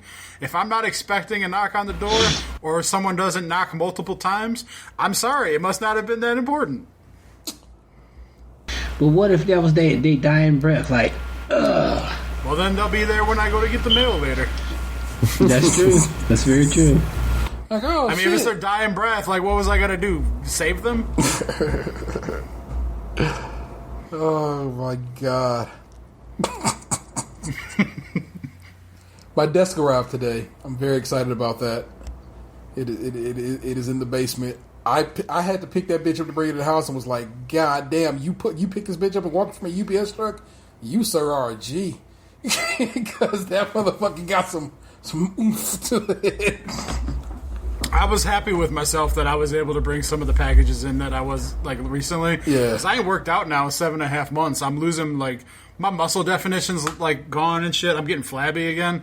So the fact that I was able to lift this heavy-ass chair up from the ground up the steps and into the house, I was like, okay, I'm not a completely worthless piece of shit yet. Xander took the desk downstairs for me, but I took all my office stuff, like the flooring, paint cans, and all that stuff was sitting on the landing on the way to the basement, just coming because you're off the side door. So I took that down today, and I was like, okay, you know what I'm saying? Them boxes, them tile boxes is heavy as fuck. Oh yeah, a lot of weight. And so these are long because they're like planks because they're like wood look shit, and like Jesus Christ. But I got them down there. Everything's looking good, man. I think we finally got the adhesive off the walls down there. At least Vanessa went and reviewed the work, and so it was like, yeah, I think we can finally start painting. So I think tomorrow after work, I'm going to start. At least I'm gonna put the coat of dry lock on, and then the next day I'll put the primer, and the next day I'll paint. And then I gotta just get. I couldn't take I wanted to have these today and tomorrow off. But we was at capacity, so I couldn't take the day off. But I got to get some days in here and just get it knocked out, get it built, and I got to get the PC ordered and on its merry way. But it's all, hopefully, my hope is by the time the kids start school, I'll be set up in my office downstairs, and we are ready to roll. They push back the start of the school year to the end of August. So August 31st, which is a Monday, is when they start back to school, as opposed to in the middle of August where it was. So my buddy in Brunswick said that their schools got pushed back to the middle of September. Oh, they taking the old school. I dig it. Yeah. So, and I guess like they're doing this thing where like the parents have to decide whether or not the kids are actually going to go to school or do it online, and they have to make a decision by the end of August or something. Yeah, well, so I guess like if there's still like some sort of bonus of some kind, I guess if the kids go to the school or something. Yeah, same thing in my neck of the woods. So, we just got options here. I saw somebody I know who lives in Brunswick was posting about the class of 2021 and blah blah blah blah, and I'm like, oh, I saw that. I guess, child. Y'all seem a little too willing to kill y'all children. I saw that too, and I was like, is this really? This is what we're doing now? Yeah, apparently, man. I can't. I'll be honest, man. Like, I barely remember my graduation. I remember like we went to the high school over by you, walked the auditorium, got my shit, and then left. Like, I remember going to Double Dragon Buffet afterwards. I love buffet. It was like I saw a lot of people that day that I've never seen again for the rest of my life, and I'm completely cool with that. And I didn't do no school dances, so I didn't go to prom or anything like that. So I wouldn't miss it because I didn't do it. So I can't. Yeah, I guess maybe because like I wasn't in like like any sports activities or any clubs or anything like that. Like it didn't feel like I was like leaving anything behind. It was just okay. This school's over now. I'm gonna go try something else. Yep. So like I guess I can say that I walked across the stage and got my diploma. But at the end of the day, like when I'm looking back on it, I don't really think about it like with fond memories of anything. Like it's just something that happened. Like. I'm sure it's different for everybody, but for me, it's like if you would have mailed it to me, it probably would have been the same thing. I blurrily remember walking across. We went to some kind of convention center in Atlanta when I graduated. I remember I actually have no recollection of walking across the stage. It happened. There you go. I did it. But I remember going to an actual high school party that night, like a real deal, keg high school movie style party, and being like, so this does happen, I guess. Check it out, and being slightly impressed about that's a thing that actually could happen. They're saying that that shit was real. You know what I'm saying? Like, yeah, well, and then being no more because I wasn't going to drink because your boy. We've gone over this before. Long time listeners know I was well and true shook of my mama. Your boy wasn't going to be doing nothing illegal. so I just was like, oh, look at these people drinking. Good on you. Enjoy that keg of beer, sir and madam. So yeah, high school. I don't know, bro. It means something to me in the basic formula of like, what I'm saying, my kids are going through schooling, but it means absolutely nothing to me in that my experience. My high school is no longer, doesn't even exist anymore. So fuck it. Yeah, I mean, I think like the school means different things for different people. Like some people, it might be one of the happiest moments of their life, and like they'll be sad without it. And people like me, it's like I don't really care if it happened or like I care that I graduated, but like the actual event of walking across the stage and shaking someone's hand that I never talked to at any point in my entire schooling life, getting a piece of paper that's in a drawer somewhere in my house, I think like. Doesn't really matter to me. Like I remember being in the hallway. I remember cramming into the tiniest fucking chairs on stage. So I remember someone farting and it's stinking, and then slowly walking to the podium, getting my shit, and then like I don't even remember leaving. Like I don't remember walking out. I don't remember any of that shit. Like I remember getting the diploma, and then the next thing I remember is being at Double Dragon Buffet talking about the car that my parents said they'd give me and then sold. I kind of feel like you lost the opportunity to write a movie about like before The Hangover, It's like, oh man, high school was such a blur, man. Oh, bro. I hate those kind of movies. Like any movie where like somebody gotta be like, oh man, I gotta lose my virginity. It's prime's coming. Man, don't be shit on American Pie. I love that movie. Oh yeah, I forgot about. You forgot about it. You just said the entire plot. I forgot that was American Pie. Oh yeah, a pact. yeah. My girlfriend made a loaf cake the other day, and I guess it was running around in the kitchen upstairs, and it fell. And I was like, man, it looked like that's an American Pie cake. There's a hole like right in the middle. Oh my god. Maybe that's just the female version, you know? I mean, I guess the female version is like American cucumber, or American eggplant, right? American cucumber. There's your show title. No, not if it's girl on girl. All right, Walter. Good. Just you know, because you are oftentimes the silent type, the strong silent type, Gabriel. What's poppin', man? Well, I tell you, Pilgrim. Not a whole lot. I'm thinking about these drunken stories that you guys are thinking. You're talking about being inebriated and everything. God, I mean, these cake parties used to happen to me in the high school. We used to get beer with fake IDs or through other means or through older friends or whatnot. Hey, McLovin. Co-workers. And did your friends' parents ever offer you alcohol?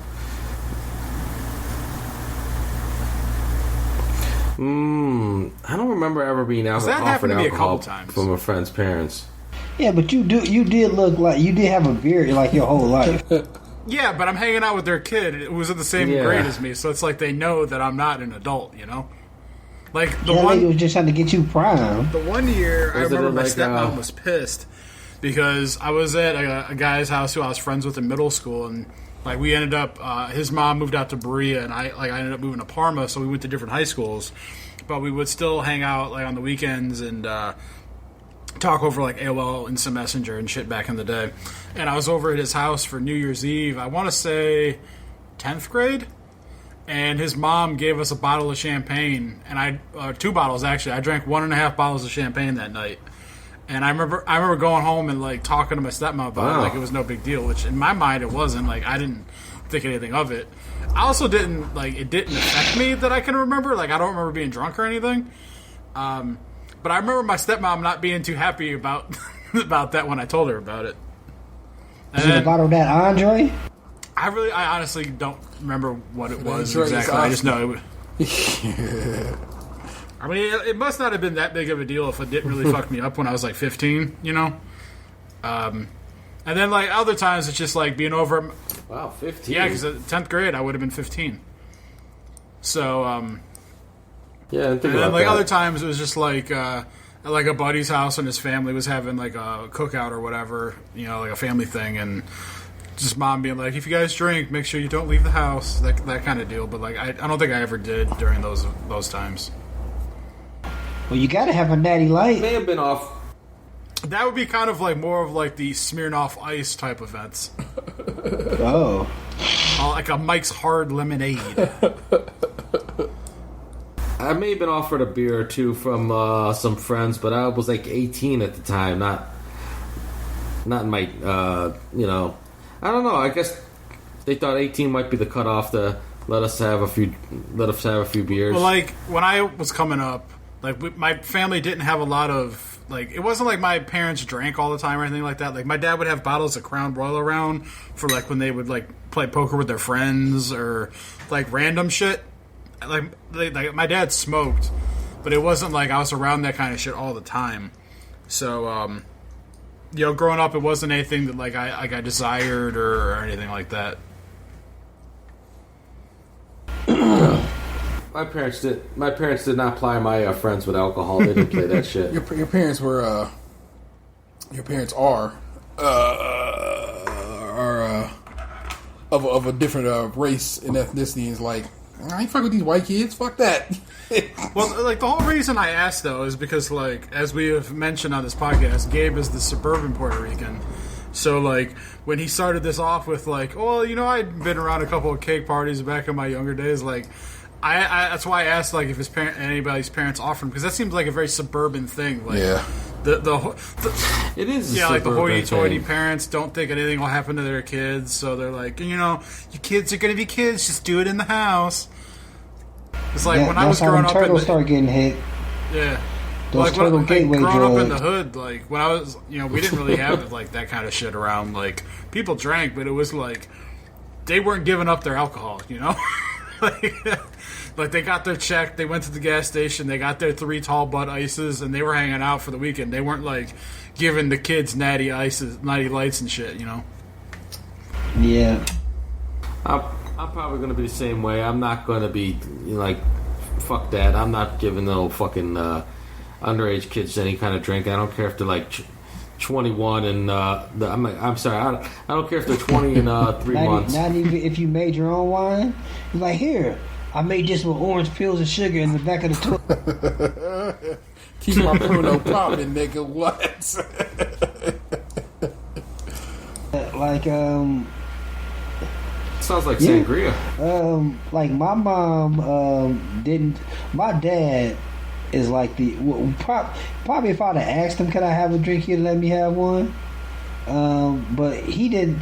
Like, strangely enough, like, he doesn't drink at all, but like smokes weed like nobody's business. Like, had like a whole like he had this tray of just rolled joints. It was a shock. It was a shock for me when I found out that like my dad, you know, did that kind of shit now, because it wasn't anything that I was aware of him doing when I was growing up.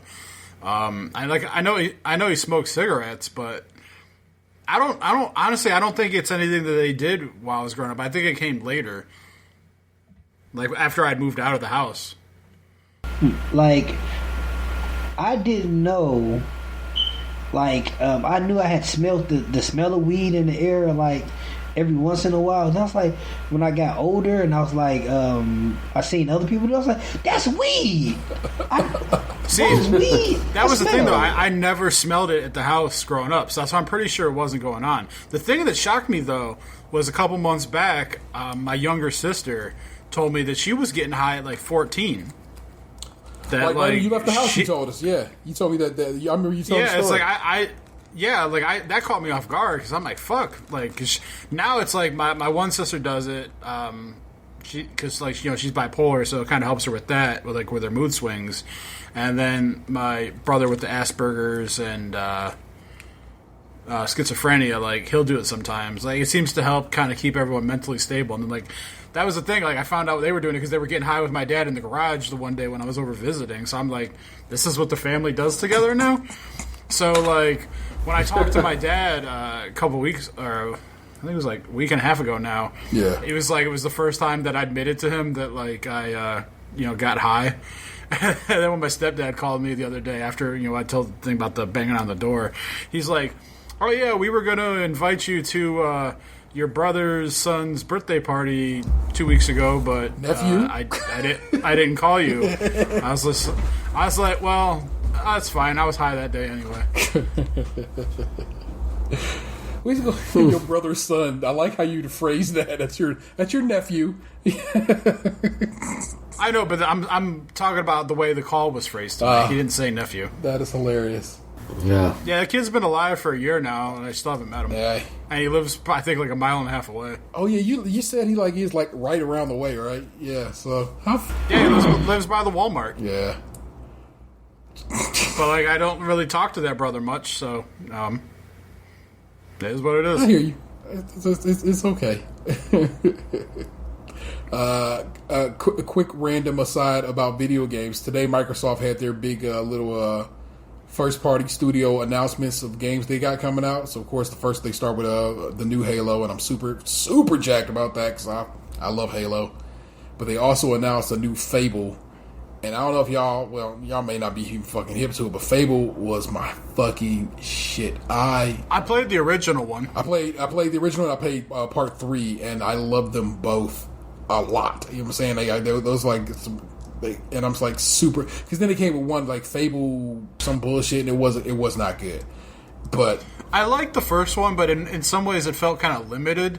Like, I would have loved, like, a combination of, like, the Fable mechanics, but with, like, Morrowind's kind of depth. Yeah. Because every time I ever tried to play Elder Scrolls, it's like, it would get so deep that, like, I wouldn't want to go any further, because everything would take so fucking long. And it was, like, so much shit everywhere. It'd be like how, like, running around the map on Legend of Zelda would feel tedious, but, like, just times 1,000. Well, I don't know where we're going to go with it, but Turn 10, the guys who make... No. Turn 10, or was it another studio? Either way, the studio that normally makes racing games is making this, and it looked... Well, they just showed it like a movie, you know what I'm saying? So they didn't actually show any gameplay, but I was like, fuck yeah, because that was their one more thing announcement before they finished with the showcase, and I was just like... Now, is this all going to be on the new Xbox? Yeah, but so here's the thing about Xbox that has some people like saying I don't want to fuck with this, and other people are like, this is so smart. Xbox has said for at least the next 2 years, anything on Xbox, their new system, they'll have a version of it on the old system, basically giving you time to transition. But if you buy it on the old system and haven't upgraded yet, when you do upgrade, it'll upgrade to the nicer version of that new system free of charge. They also have what's called Game Pass on Xbox, and Game Pass and Game Pass Ultimate. The Ultimate version is just, it allows for you get PC games as well. So any first party Microsoft game, anything that comes out of them and their 15 studios, is on Game Pass day one as a part of your service. So basically, I call it free of charge. It's not truly free of charge because you obviously pay for Game Pass, but as a part of your subscription to Game Pass, you get any first-party Xbox game. They've been doing that now since early 2017. So anything Microsoft drop, and if I'm really super-duper interested in it, I get it, no problem. Then the latest Gears of War, both the last 2 Gears of War, in fact, of Cuphead, but lots and lots of games. And that's still carrying forward on the new Xbox, on the Series X Xbox. You can, if you got Game Pass, I tell people all the time, just get it. If you have, how much gold did you pay for when you started playing again? When you get 3 months, I think. All right. So if let's say you got a year, you can go right now, give them $1 because they still got this deal going, and they'll upgrade you to Xbox Game Pass Ultimate, which lets you play PC games. They have they have a silo of Game Pass PC games. They have a silo of Game Pass console games, but they also have a service that's about to start up here in September called, it's currently called xCloud, but they said they're going to change the name before it actually rolls out. And what that allows you to do is play Game Pass games on your mobile device. Literally, you download the Game Pass app, and it streams those games via the cloud, and you can play them on your phone or your tablet or your whatever. And it's like they just have the best deal going in regards to that. Like I said, it's $16 a month if you wanted to get Game Pass Ultimate, which is the big package, or $10 a month if you just want a regular Game Pass. Or like I said, if you already got Xbox Live, go give them the $1, and they'll just roll it over into your account, and all of a sudden you get it. And so I play a lot of games. Like I'm playing Red Dead on my Xbox right now, and I didn't pay for it. I paid for Game Pass, and it's a part of that service. And I think that's dope.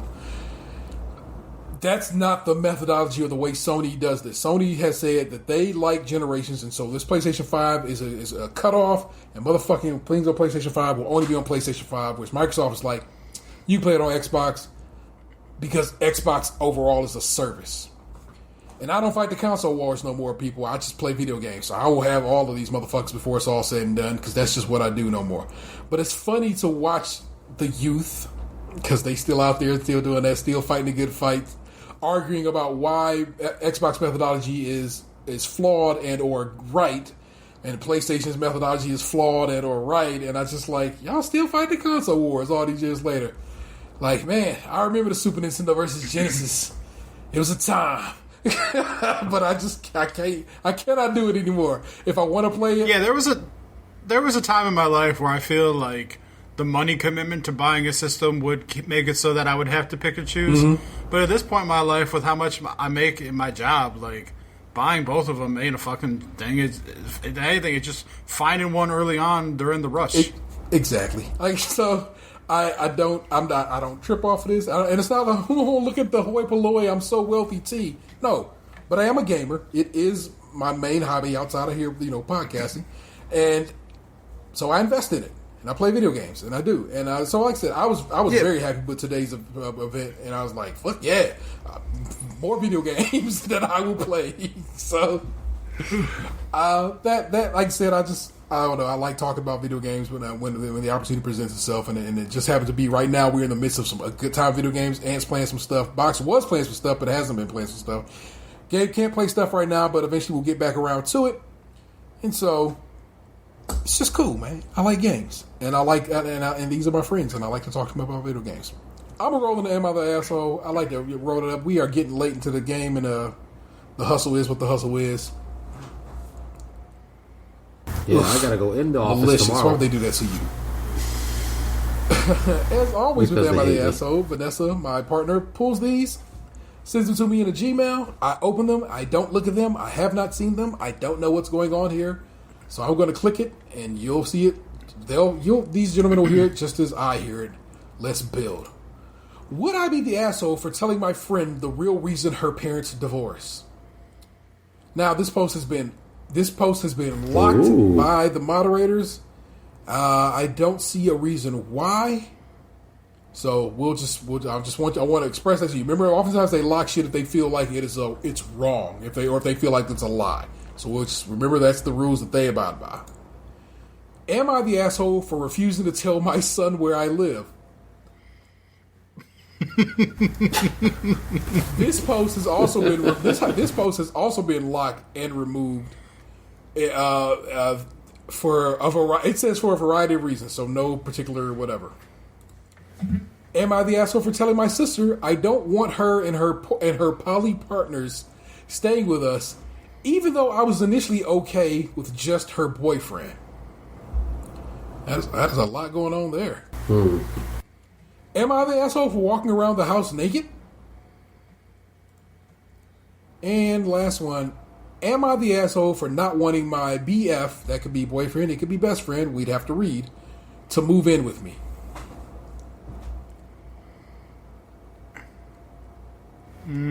I guess you gotta be the second to last one. Most of those sound kind of boring. Naked or poly partners? Poly partners sounds the most intriguing, just because it's a lot. It seems like there's a lot going on there. All right. Poly partners. Am I the asshole for telling my sister I don't want her and her new? That's something I already added to the thing. Poly partners staying with us, even though I was initially okay with just her BF. Throwaway. So mind you, they're saying that they've made this account just to tell this tale. My sister had plans to stay with us for months. She lives in a city that's had a hard time during the pandemic and wants to stay with me, my husband, and my kids for 2 months to unwind and escape. We live in a very tranquil, picturesque part of our state.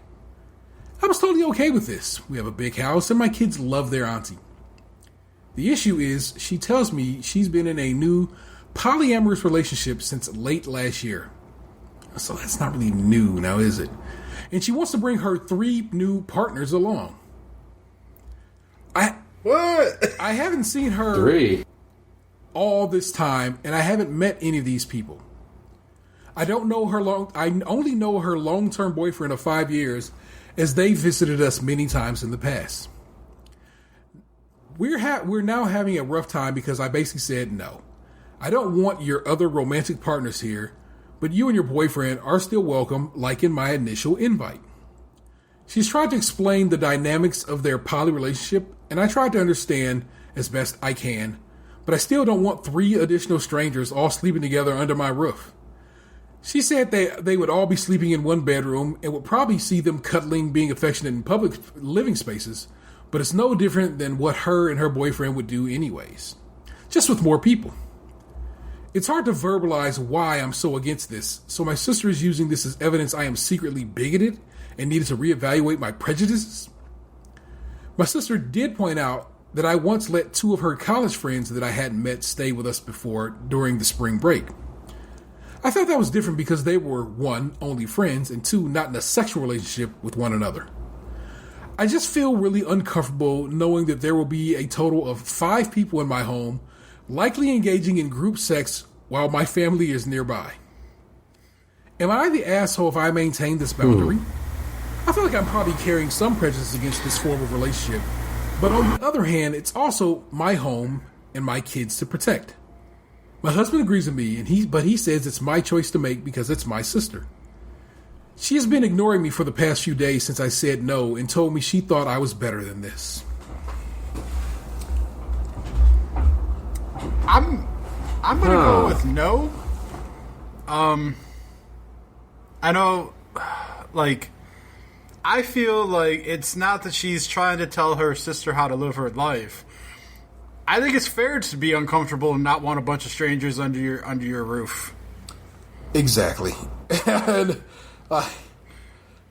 the sheer volume is problematic. I actually think that's probably more of the problem. Like I know she wrote that she seems to be I don't like them people all having a fuck fest, but I think it's more like I don't want 3 randos in the crib, bruh. I don't know none of y'all from anywhere. I don't know y'all from Adam. You know what I'm saying? But she did then mention that she had before in the past let 2 strangers in addition to her sister stay there, but they weren't boning down, so that's why she was cool with it. So I guess she has been very specific in this case to say it's because they fucking, I'm not cool with it, not because they strangers. We say strangers is fucked up and we wouldn't want to fuck around with it, but she's saying straight up they boning, I ain't with it.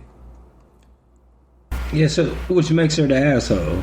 But I think though, her not wanting her to do it under her roof and her thinking that she shouldn't do that in her life at all are 2 separate things. You know? No, yeah, I'm not arguing that way at all. I'm simply saying I'm with you on that. She's like, I don't want you fucking in my house. Oh no, I don't want you having an orgy in my house. And I kind of think that's too, why it's different when the college friends, because at that point it's there's not a lot of boning going on, whereas this it's it's not a common thing for a lot of people to have that many lovers, you know. So it's I feel like if this was she met them all maybe prior to this, it would be maybe a little easier to take. Yes. But to have to meet 3 additional people you've never met that are and it's we don't know their genders here, so it's we don't know if it's all men. It could be some women here. I don't know what's going on. But to meet 3 additional sexual partners for your sister, I think that's a big undertaking, especially if they're going to be staying in your house for 2 months. Yeah. I wonder if we're not making it out to be more than it is. We are assuming this is just Bone Town, but in reality... But see, that's the thing, though. As an adult... When you were a kid, when you were in college, when she brought her college friend home, they probably was fucking because you getting the opportunity to finally be alone with somebody and you not gonna care. But as an adult, you probably had sex enough where it's not something that's fresh and taboo, and they're not going to be just being oh, I can't keep my hands off of you right now. It's going to be more hey, we need this place to say during this pandemic, be cool. Yeah, I think we assume it's just an all day orgy, and it's probably not. It's Well, she did say she could do the same thing she would do with her boyfriend. Yeah, but we don't know what that is either. Well, no, didn't it say there was going to be PDA going on? It did say that there might be some smooches here and there, but. It said PDA. They didn't say oral in the kitchen. That's true. What's the logistics of 4 people snuggling? 5. Yeah. Remember they're 5. That's too many people. I'm sorry. I'm stuck on a number of people. Her and her boyfriend of 5 years, and the 3 additional people. Yes, 3 additional people can't. What's the size of this guest bed? Jesus. And then it's like, how many bathrooms are there? Like I said, had the sister been like, that's just too many. And for 2 months? Shit. Again, had the sister been like, that's just too many people, I wouldn't call her an asshole. But she was very specific to say, I don't want these people going to Bone Zone. And that's why I think she's an asshole. However, the community has voted and said this person is not the asshole. But let's read a couple of them. The first one, which actually has fire emojis in it, so this is the first time I've seen that on this particular Reddit. Not the asshole. 1, there's a pandemic. She's lucky she and her primary partner are invited. 2, why in the world should she be obligated to host additional people that you don't know and didn't plan for?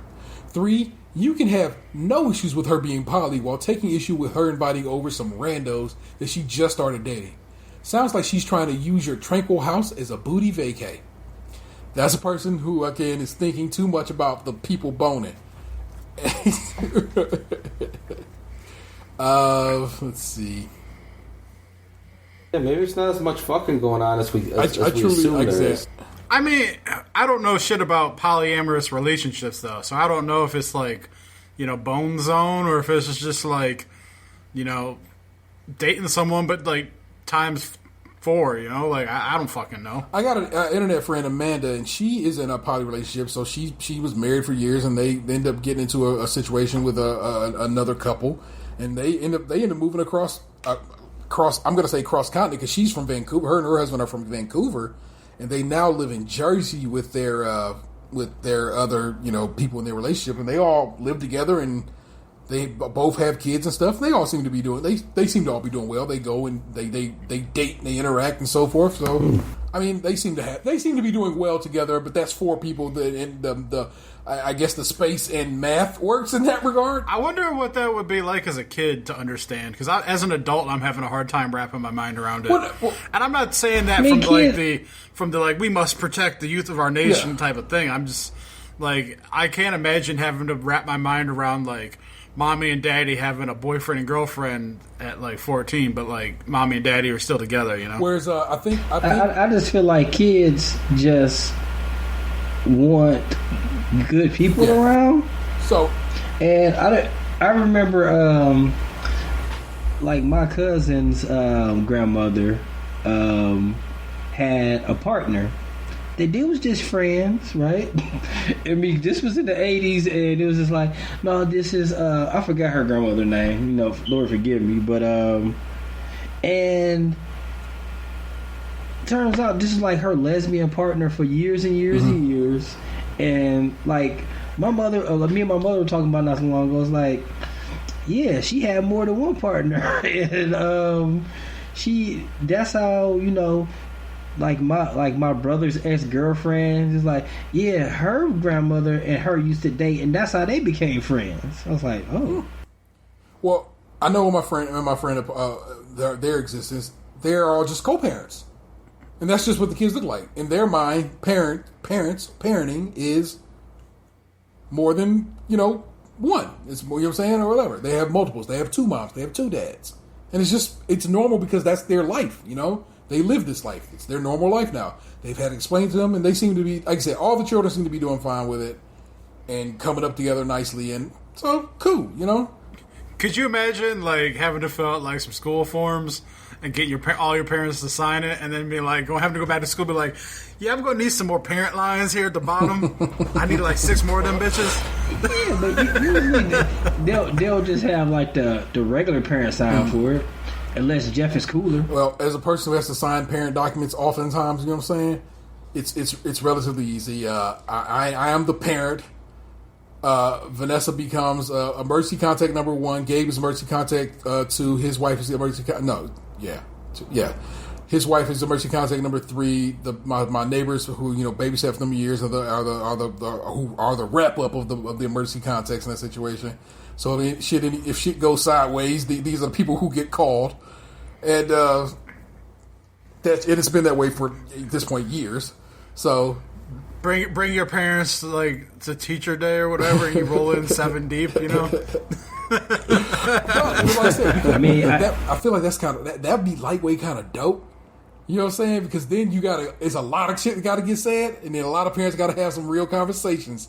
And it's like, holy shit, I didn't expect it. Like, I remember being like 12 and finding, or shit, maybe I was younger than that. Maybe I was like 10, and like finding out for the first time that my aunt was a lesbian. Like, I was like, I was taken aback by it, not in like a grossed out way or a judgmental way, but it was like a shock, you know. Like it was new. It was almost like, oh, they do exist. Yeah, it was new. It was new information. You probably heard the term or heard about it, but it was just TV at that point. You know, it was nothing real. Well, but the whole thing came up too because like my cousin and I were in the hallway. It was like my parents were moving into my grandparents' house, like they were switching houses because like my parents needed the extra space for all the kids and shit. But, like, the house had asbestos in it, so we had to, like, scrape off all the old paint and, like, paint over it and all that kind of shit. So, like, he and I were in the hallway doing some work, and we were bantering like kids do, and, like, I'm pretty sure I called him gay, but, like, you know, it's not like I said it maliciously. I think we were kids just fucking around, and that was how you crack jokes on each other back then. And my aunt, like, she was, like, working a couple feet away from us. She turned around, she's like, what's the problem with that? I'm gay. And she said it in a way where I was just like, oh, fuck, she's not joking. Like, okay. And then it was like, okay, I don't know how to react, so I'm just going to go back to scraping this paint here, you know, woo-hoo. So it's like if she were to turn around and be like, I have 4 or 5 boyfriends, what of it? And be like, I guess, okay. Yeah, it would certainly probably be a shock to the system, but of course, I think people are adaptive. Children in particular are very, you know what I'm saying, they adapt easily.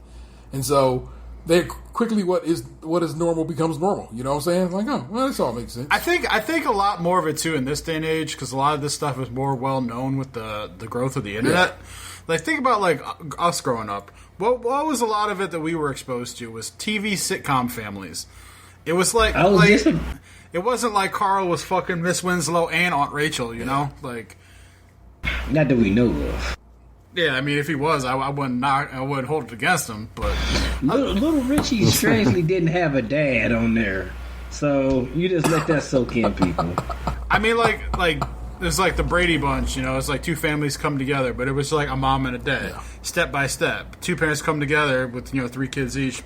Basically, a 20 years later version of Brady Bunch. Yeah. But but like shows like that they wouldn't have right now was like My Two Dads, where it was just like 2 dudes that hated each other, and it would be different and probably better now. Is that a show? My Two Dads was great. Yeah, that was a show. Paul Reiser and Greg Evigan. Paul Reiser. Who was the guy from BJ and the Bear? He was the BJ in BJ and the Bear. I have no idea who either of those gentlemen are. A monkey? You BJ the Bear. It was a gorilla, right? Chimpanzee. The bear was a monkey. Chimpanzee. Orangutan. For your time box. Yeah, but you know what Paul Reiser is. That's mad about you. Oh, okay. But like, I mean, I guess like think about like for my age, what would be like the most controversial like family type show? Like, what would it be like? Will and Grace, maybe. It wasn't a family show though. I know, but that's what I'm saying. That's how hard it is to come up with something as an example. So it's like my childhood, I grew up being told from television that all, families had a mom and a dad. Not a mom and a dad, another dad and a mom and an extra mom and like maybe a boyfriend. Like, these are all things that like as an adult I'm hearing and I'm just like, this world does exist.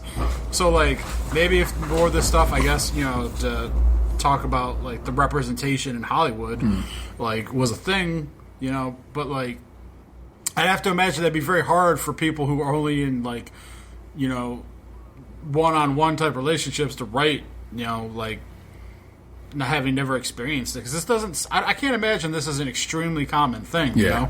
I remember watching an episode of Good Luck Charlie. BJ and the Bear? Good Luck Charlie on which was a Disney show. And on one episode of this, one of the kids on that show's friends had 2 moms, and they made no big deal about it. It was so whatever, and it turns out like one of the moms was kind of, I guess, more boy-y, and the dad super got along with her. but the mom didn't get along with the other mom because they were too similar or too different to get along, and that was what was funny. That was the funny haha about this particular thing, and Disney seems to do that a lot with their program. They seem to be okay with saying showing you examples of non-traditional relationships. That's what I'm noticing about Netflix with all the Netflix original shows I'm watching. Is it seems it's like kind of like what I talked about with Runaways a couple weeks back, where it's like all these series they put out. It seems like they have a formula, like the Burger King Kids Club, where it's like there's always some sort of gay relationship that comes up. There's always an interracial relationship that comes out of it. Like they fit these things into like every series somehow. Yeah. And I'm not saying it's a bad thing. I'm not complaining. Yeah. I'm just saying it's like it happens in every show now. It's like for a group that was so underrepresented in a way, where now it's like they're in almost everything, at least on this platform. Well, it's a course correction, and it might be an overcorrection in some situations, but also which was a term I'd never even heard of until I heard Bill Burr start talking about it, where the gross overcorrection of things. So I see there's a lot of actors, like wheelchair-bound actors or so forth. You know what I'm saying? Disabled actors and stuff. So it is like the Burger King Kids Club. Yeah, which when you said that, I just kind of chuckled because you're more right than you even know. But yeah, no, I said that example on purpose because like it's like they purposely tried to fit every flavor of ice cream into that Burger King Kids Club. You had the disabled kid, you had the Asian kid, you had the sporty black kid, the nerdy white kid, like. Every stereotype for those things was represented in that cartoon. How funny is like, and it's and like what I've noticed is it's always at this point it's always the nerdy black kid, and I always have kind of been offended by that. Not because I don't think black kids can be nerds. I feel like when you force that upon us, it's like it almost makes them weak. You know what I'm saying? Yeah, like in Runaways, it was the nerdy black kid, the gothic feminist, the lesbian Asian / lesbian blonde hair blue-eyed girl. There was the muscular white jock. And that's the thing. So it's always the muscular white jock and always the dorky black kid now, and it has been since Urkel pretty much. And I don't like that we don't get why can't we have a muscular black kid or just a normal sized black kid? You know what I'm saying? I don't. It seems to be. It almost seems to me, and that's just my own foible, my own situation. It's like you constantly want to put black people in a position of being weak, comparatively, and I don't like that. And it's a weird thing. It didn't used to be that way. Like I said, I feel like that's been Urkel since. And it's like I feel like people are like, well, look, I mean, you got a black person, right? And they're smart. They're not just a crook or anything. And I'm like, there's a lot of spectrum of black you could be playing with. You know what I'm saying? You don't have to make everybody he's a genius. Isn't that cool? You could just. It's almost like I don't see color is what they're doing. Yeah, it's like I get it. You think you've done something unique and interesting, but what you've actually done is kind of boxed us in a way and not been able to show us as diverse as we are as a people. You know what I'm saying? Well, that's why when I'm watching some of the day, oh, sorry.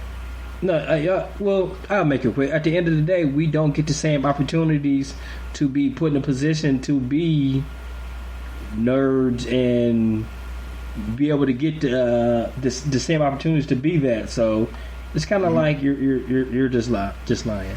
Well, like when I'm watching these shows, and keep in mind when I say these things, I'm not complaining that they exist in shows and stuff like that. Like I don't care. I understand these are real things in life, and people want representation. I get all that. Like that. That's not where I'm going with what I'm about to say in any way.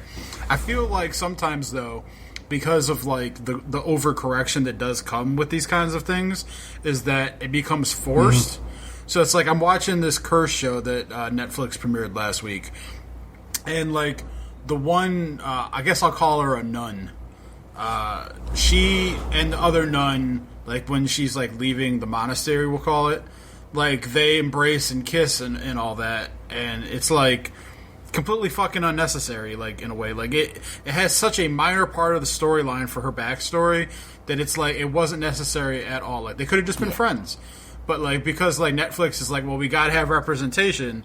It's like these two people that had zero signs of any sort of romantic relationship at any point in this entire series, up until the point where they're not going to be together at all anymore for the rest of the series. We better have them kiss so that girls can see that, you know, it's okay to love another girl. And I'm like, was it really necessary, or are you just force feeding at this point? Like it's almost like it's not meaningful, you know, when you put them in the story. It's like you have a formula, like a checklist. Okay, like you said, like the nerdy black kid. Like we got to hit all the points so that at the end of the day, no one can complain that they didn't see somebody that's like them in this show. And you're right, and it becomes it kind of cheapens it. It does because it's just like, was that really necessary? Also, you know what I'm saying? They could just be friends. Also, that's something we don't see actually a lot of. We don't see a lot of, you know, female friendships in television. You know what I'm saying? That or especially intergenerational female friendships. You know what I'm saying? And so that it could have been that. It doesn't have to always become sexualized. Yeah, the one girl was black and the other girl was white. So it's like you're hitting an interracial lesbian relationship. Yeah, you over here. So if you got that on the bingo card, you're golden. So I wonder. Not that I wonder, because like I said, so what it is because we never had, because it is as if we never had this at all. You kind of have to hit it hard at first before we kind of get it dialed in to where we need to be at.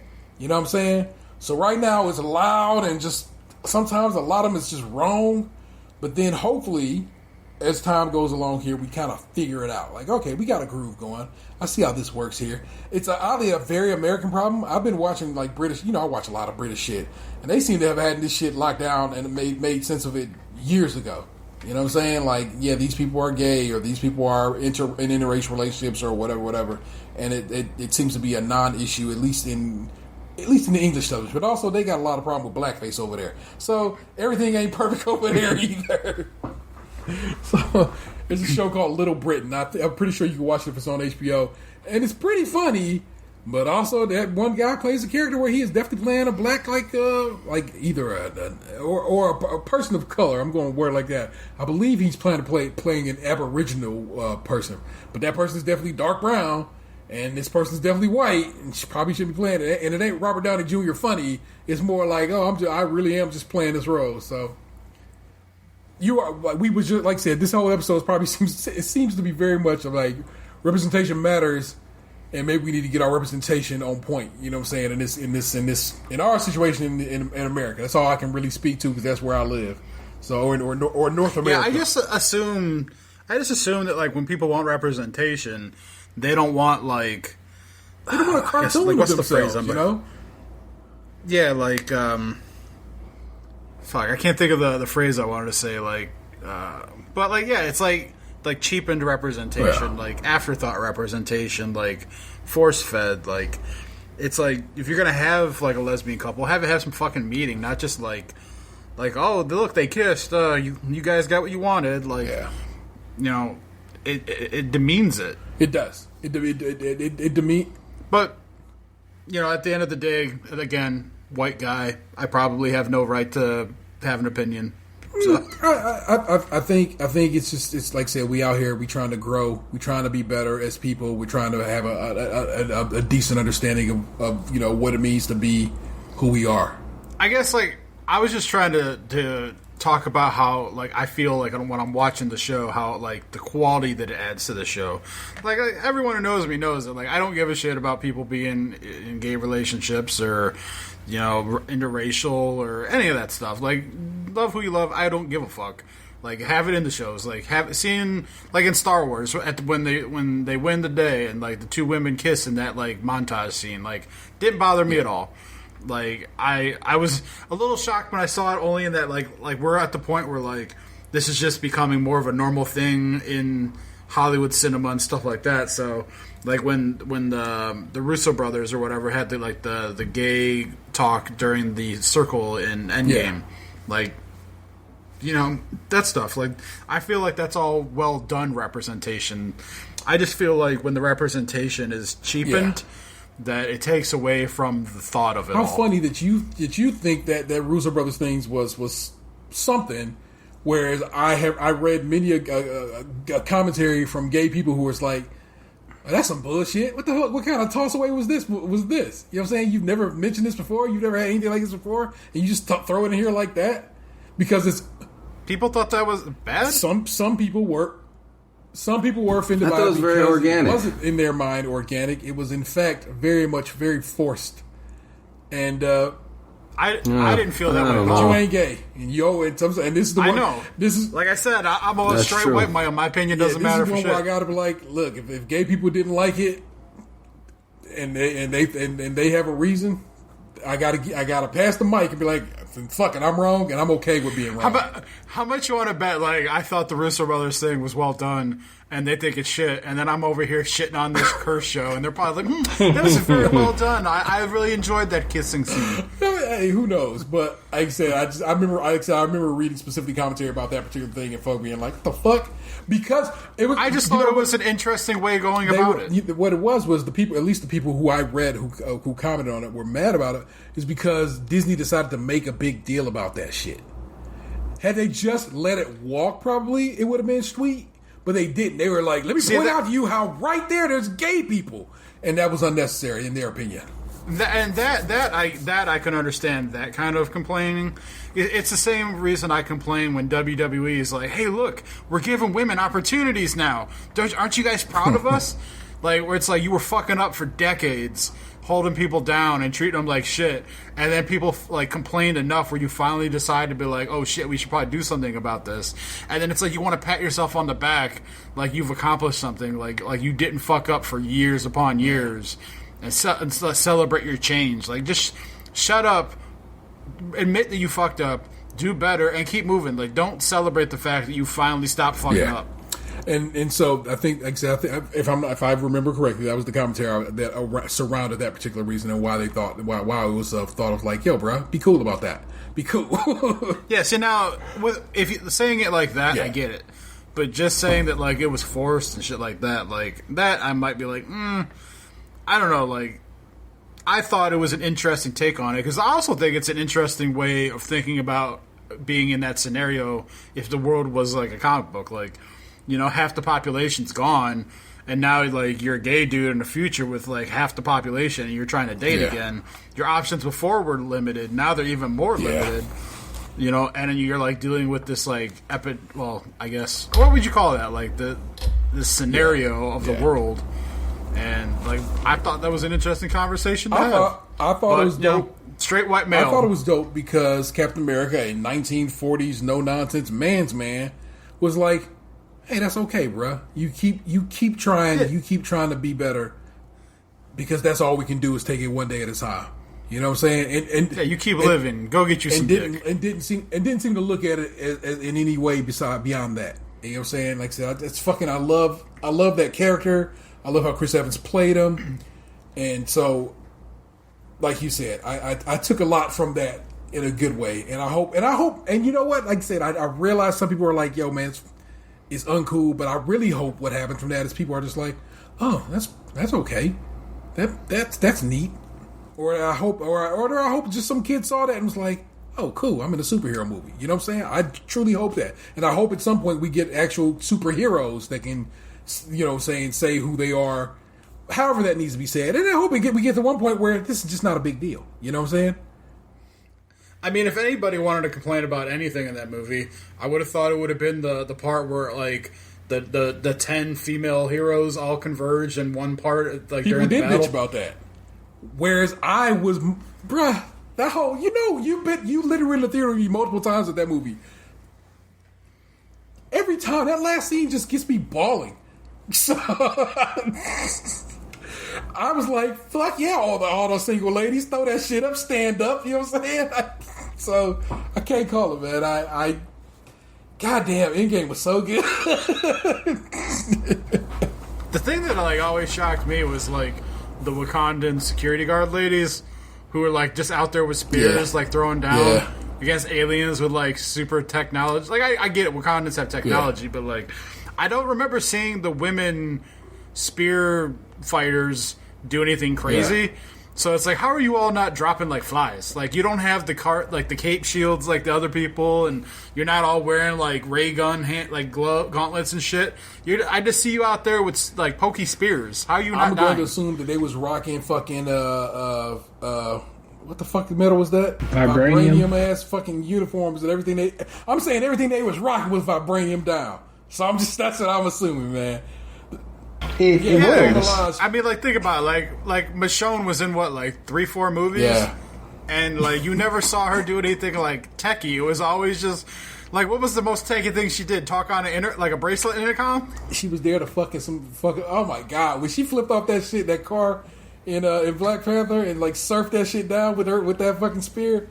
And she depended on that spear. That spear was her weapon of choice. You know what I'm saying? She ain't like fucking with guns and everything like that. That was her shit. Oh my god. That whole universe, man. I miss it. And I'm salty that Corona's fucking me up from getting to the next phase of it. It's bullshit. It's not that I'm super hyped about Black Widow, but I know Black Widow gets me to the next level. You know what I'm saying? It takes me where I need to go next. You know what I'm saying? So, but there you go, people. Man, we've podcasted. We've spoken for so long, but we don't get to kick it like we used to. We don't get to see each other work all the time and shit. So we only really get to sit and chat about once a week when we record this show for you, the listener, and hopefully the fan. As always, please rate, review, and subscribe, and share this show wherever possible. You know what I'm saying? Get out there. Subscribe to our YouTube channel. The art I made for the show today, that went up today, I know I'm on my own dick, but I really like how it turned out. It has a good look to it, you know what I'm saying? I've been using a new application to make the show art. I don't know if y'all give a fuck. But I've been learning the ins and outs of that program over the last few weeks. And so every week I seem to discover something new. I'm like, oh, if I do this and then this, it does this. And so that's been kind of a delight. And so go look at our shit on YouTube because you can see that art on the big screen. And that shit is pretty dope. So I'm just letting you know I'm proud of what we do. We also have a Twitch channel. We have not streamed on Twitch in a couple of weeks now, but that's because, like I said, we've been having a lot of shit going down, like a lot of stuff at the house, and so streaming on Twitch is a little more difficult. If any of y'all want to stream on the shows, you let me know. I'll get you right. I'll get you all the passwords you need and set you up. Please feel free to go pop on the Twitch on our Twitch channel, gentlemen. If you want to support the show financially and have a few bucks to toss our way, that'd be great. Our Patreon members at the $5 and above level get extra content each month and early access to our new shows. If it don't get too late, we're going to do some Patreon shit here in a little bit. So there you go. We also have merch available over at tpublic.com/user/stays Krunchy in milk, all one word, Krunchy again being spelled with a K. My man William should have got his shirt yesterday, maybe today if I got the email. I have not heard from him, but he got it. He put it on Twitter. He tweeted it out like 3 hours ago. You know what I'm saying? What do you think of it? That's a different style than what normally I hand out. I got what's called the Ringer shirt.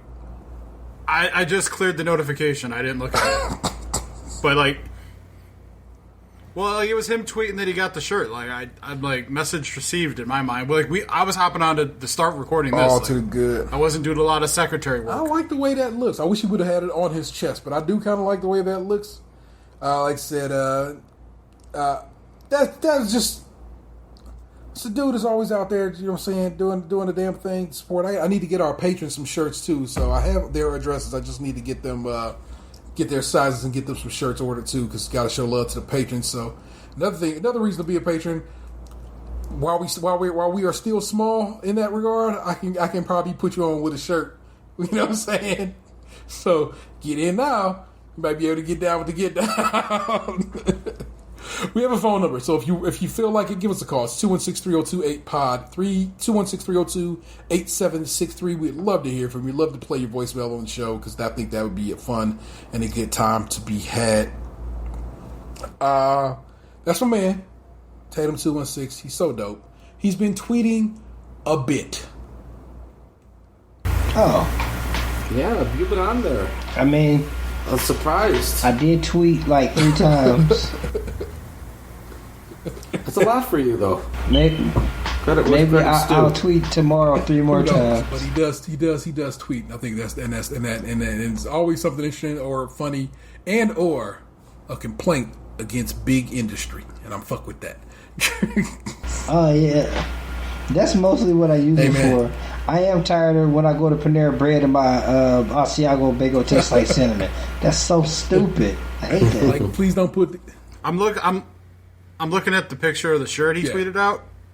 It don't look bad on the white. Yeah, and like I said, they call that shirt the ringer. So like I said, it's got the collar. You see that little black collar? Actually, navy blue. Actually, yeah. So and there's also like that on the sleeves. So I think it's pretty dope. I think like the colors pop better on the white background than they do on the black background. I feel like I feel like that's something I noticed the last time I ordered a dark one. I think the silk screen. It's just too much white to try to combat the black of the fabric or the dark fabric. You know what I'm saying? But if you go with the white, it kind of gets a nice little blend. So I dig it and I respect it. Glad he got the shirt and glad he had it. That's Lunchbox 2099. Pretty great.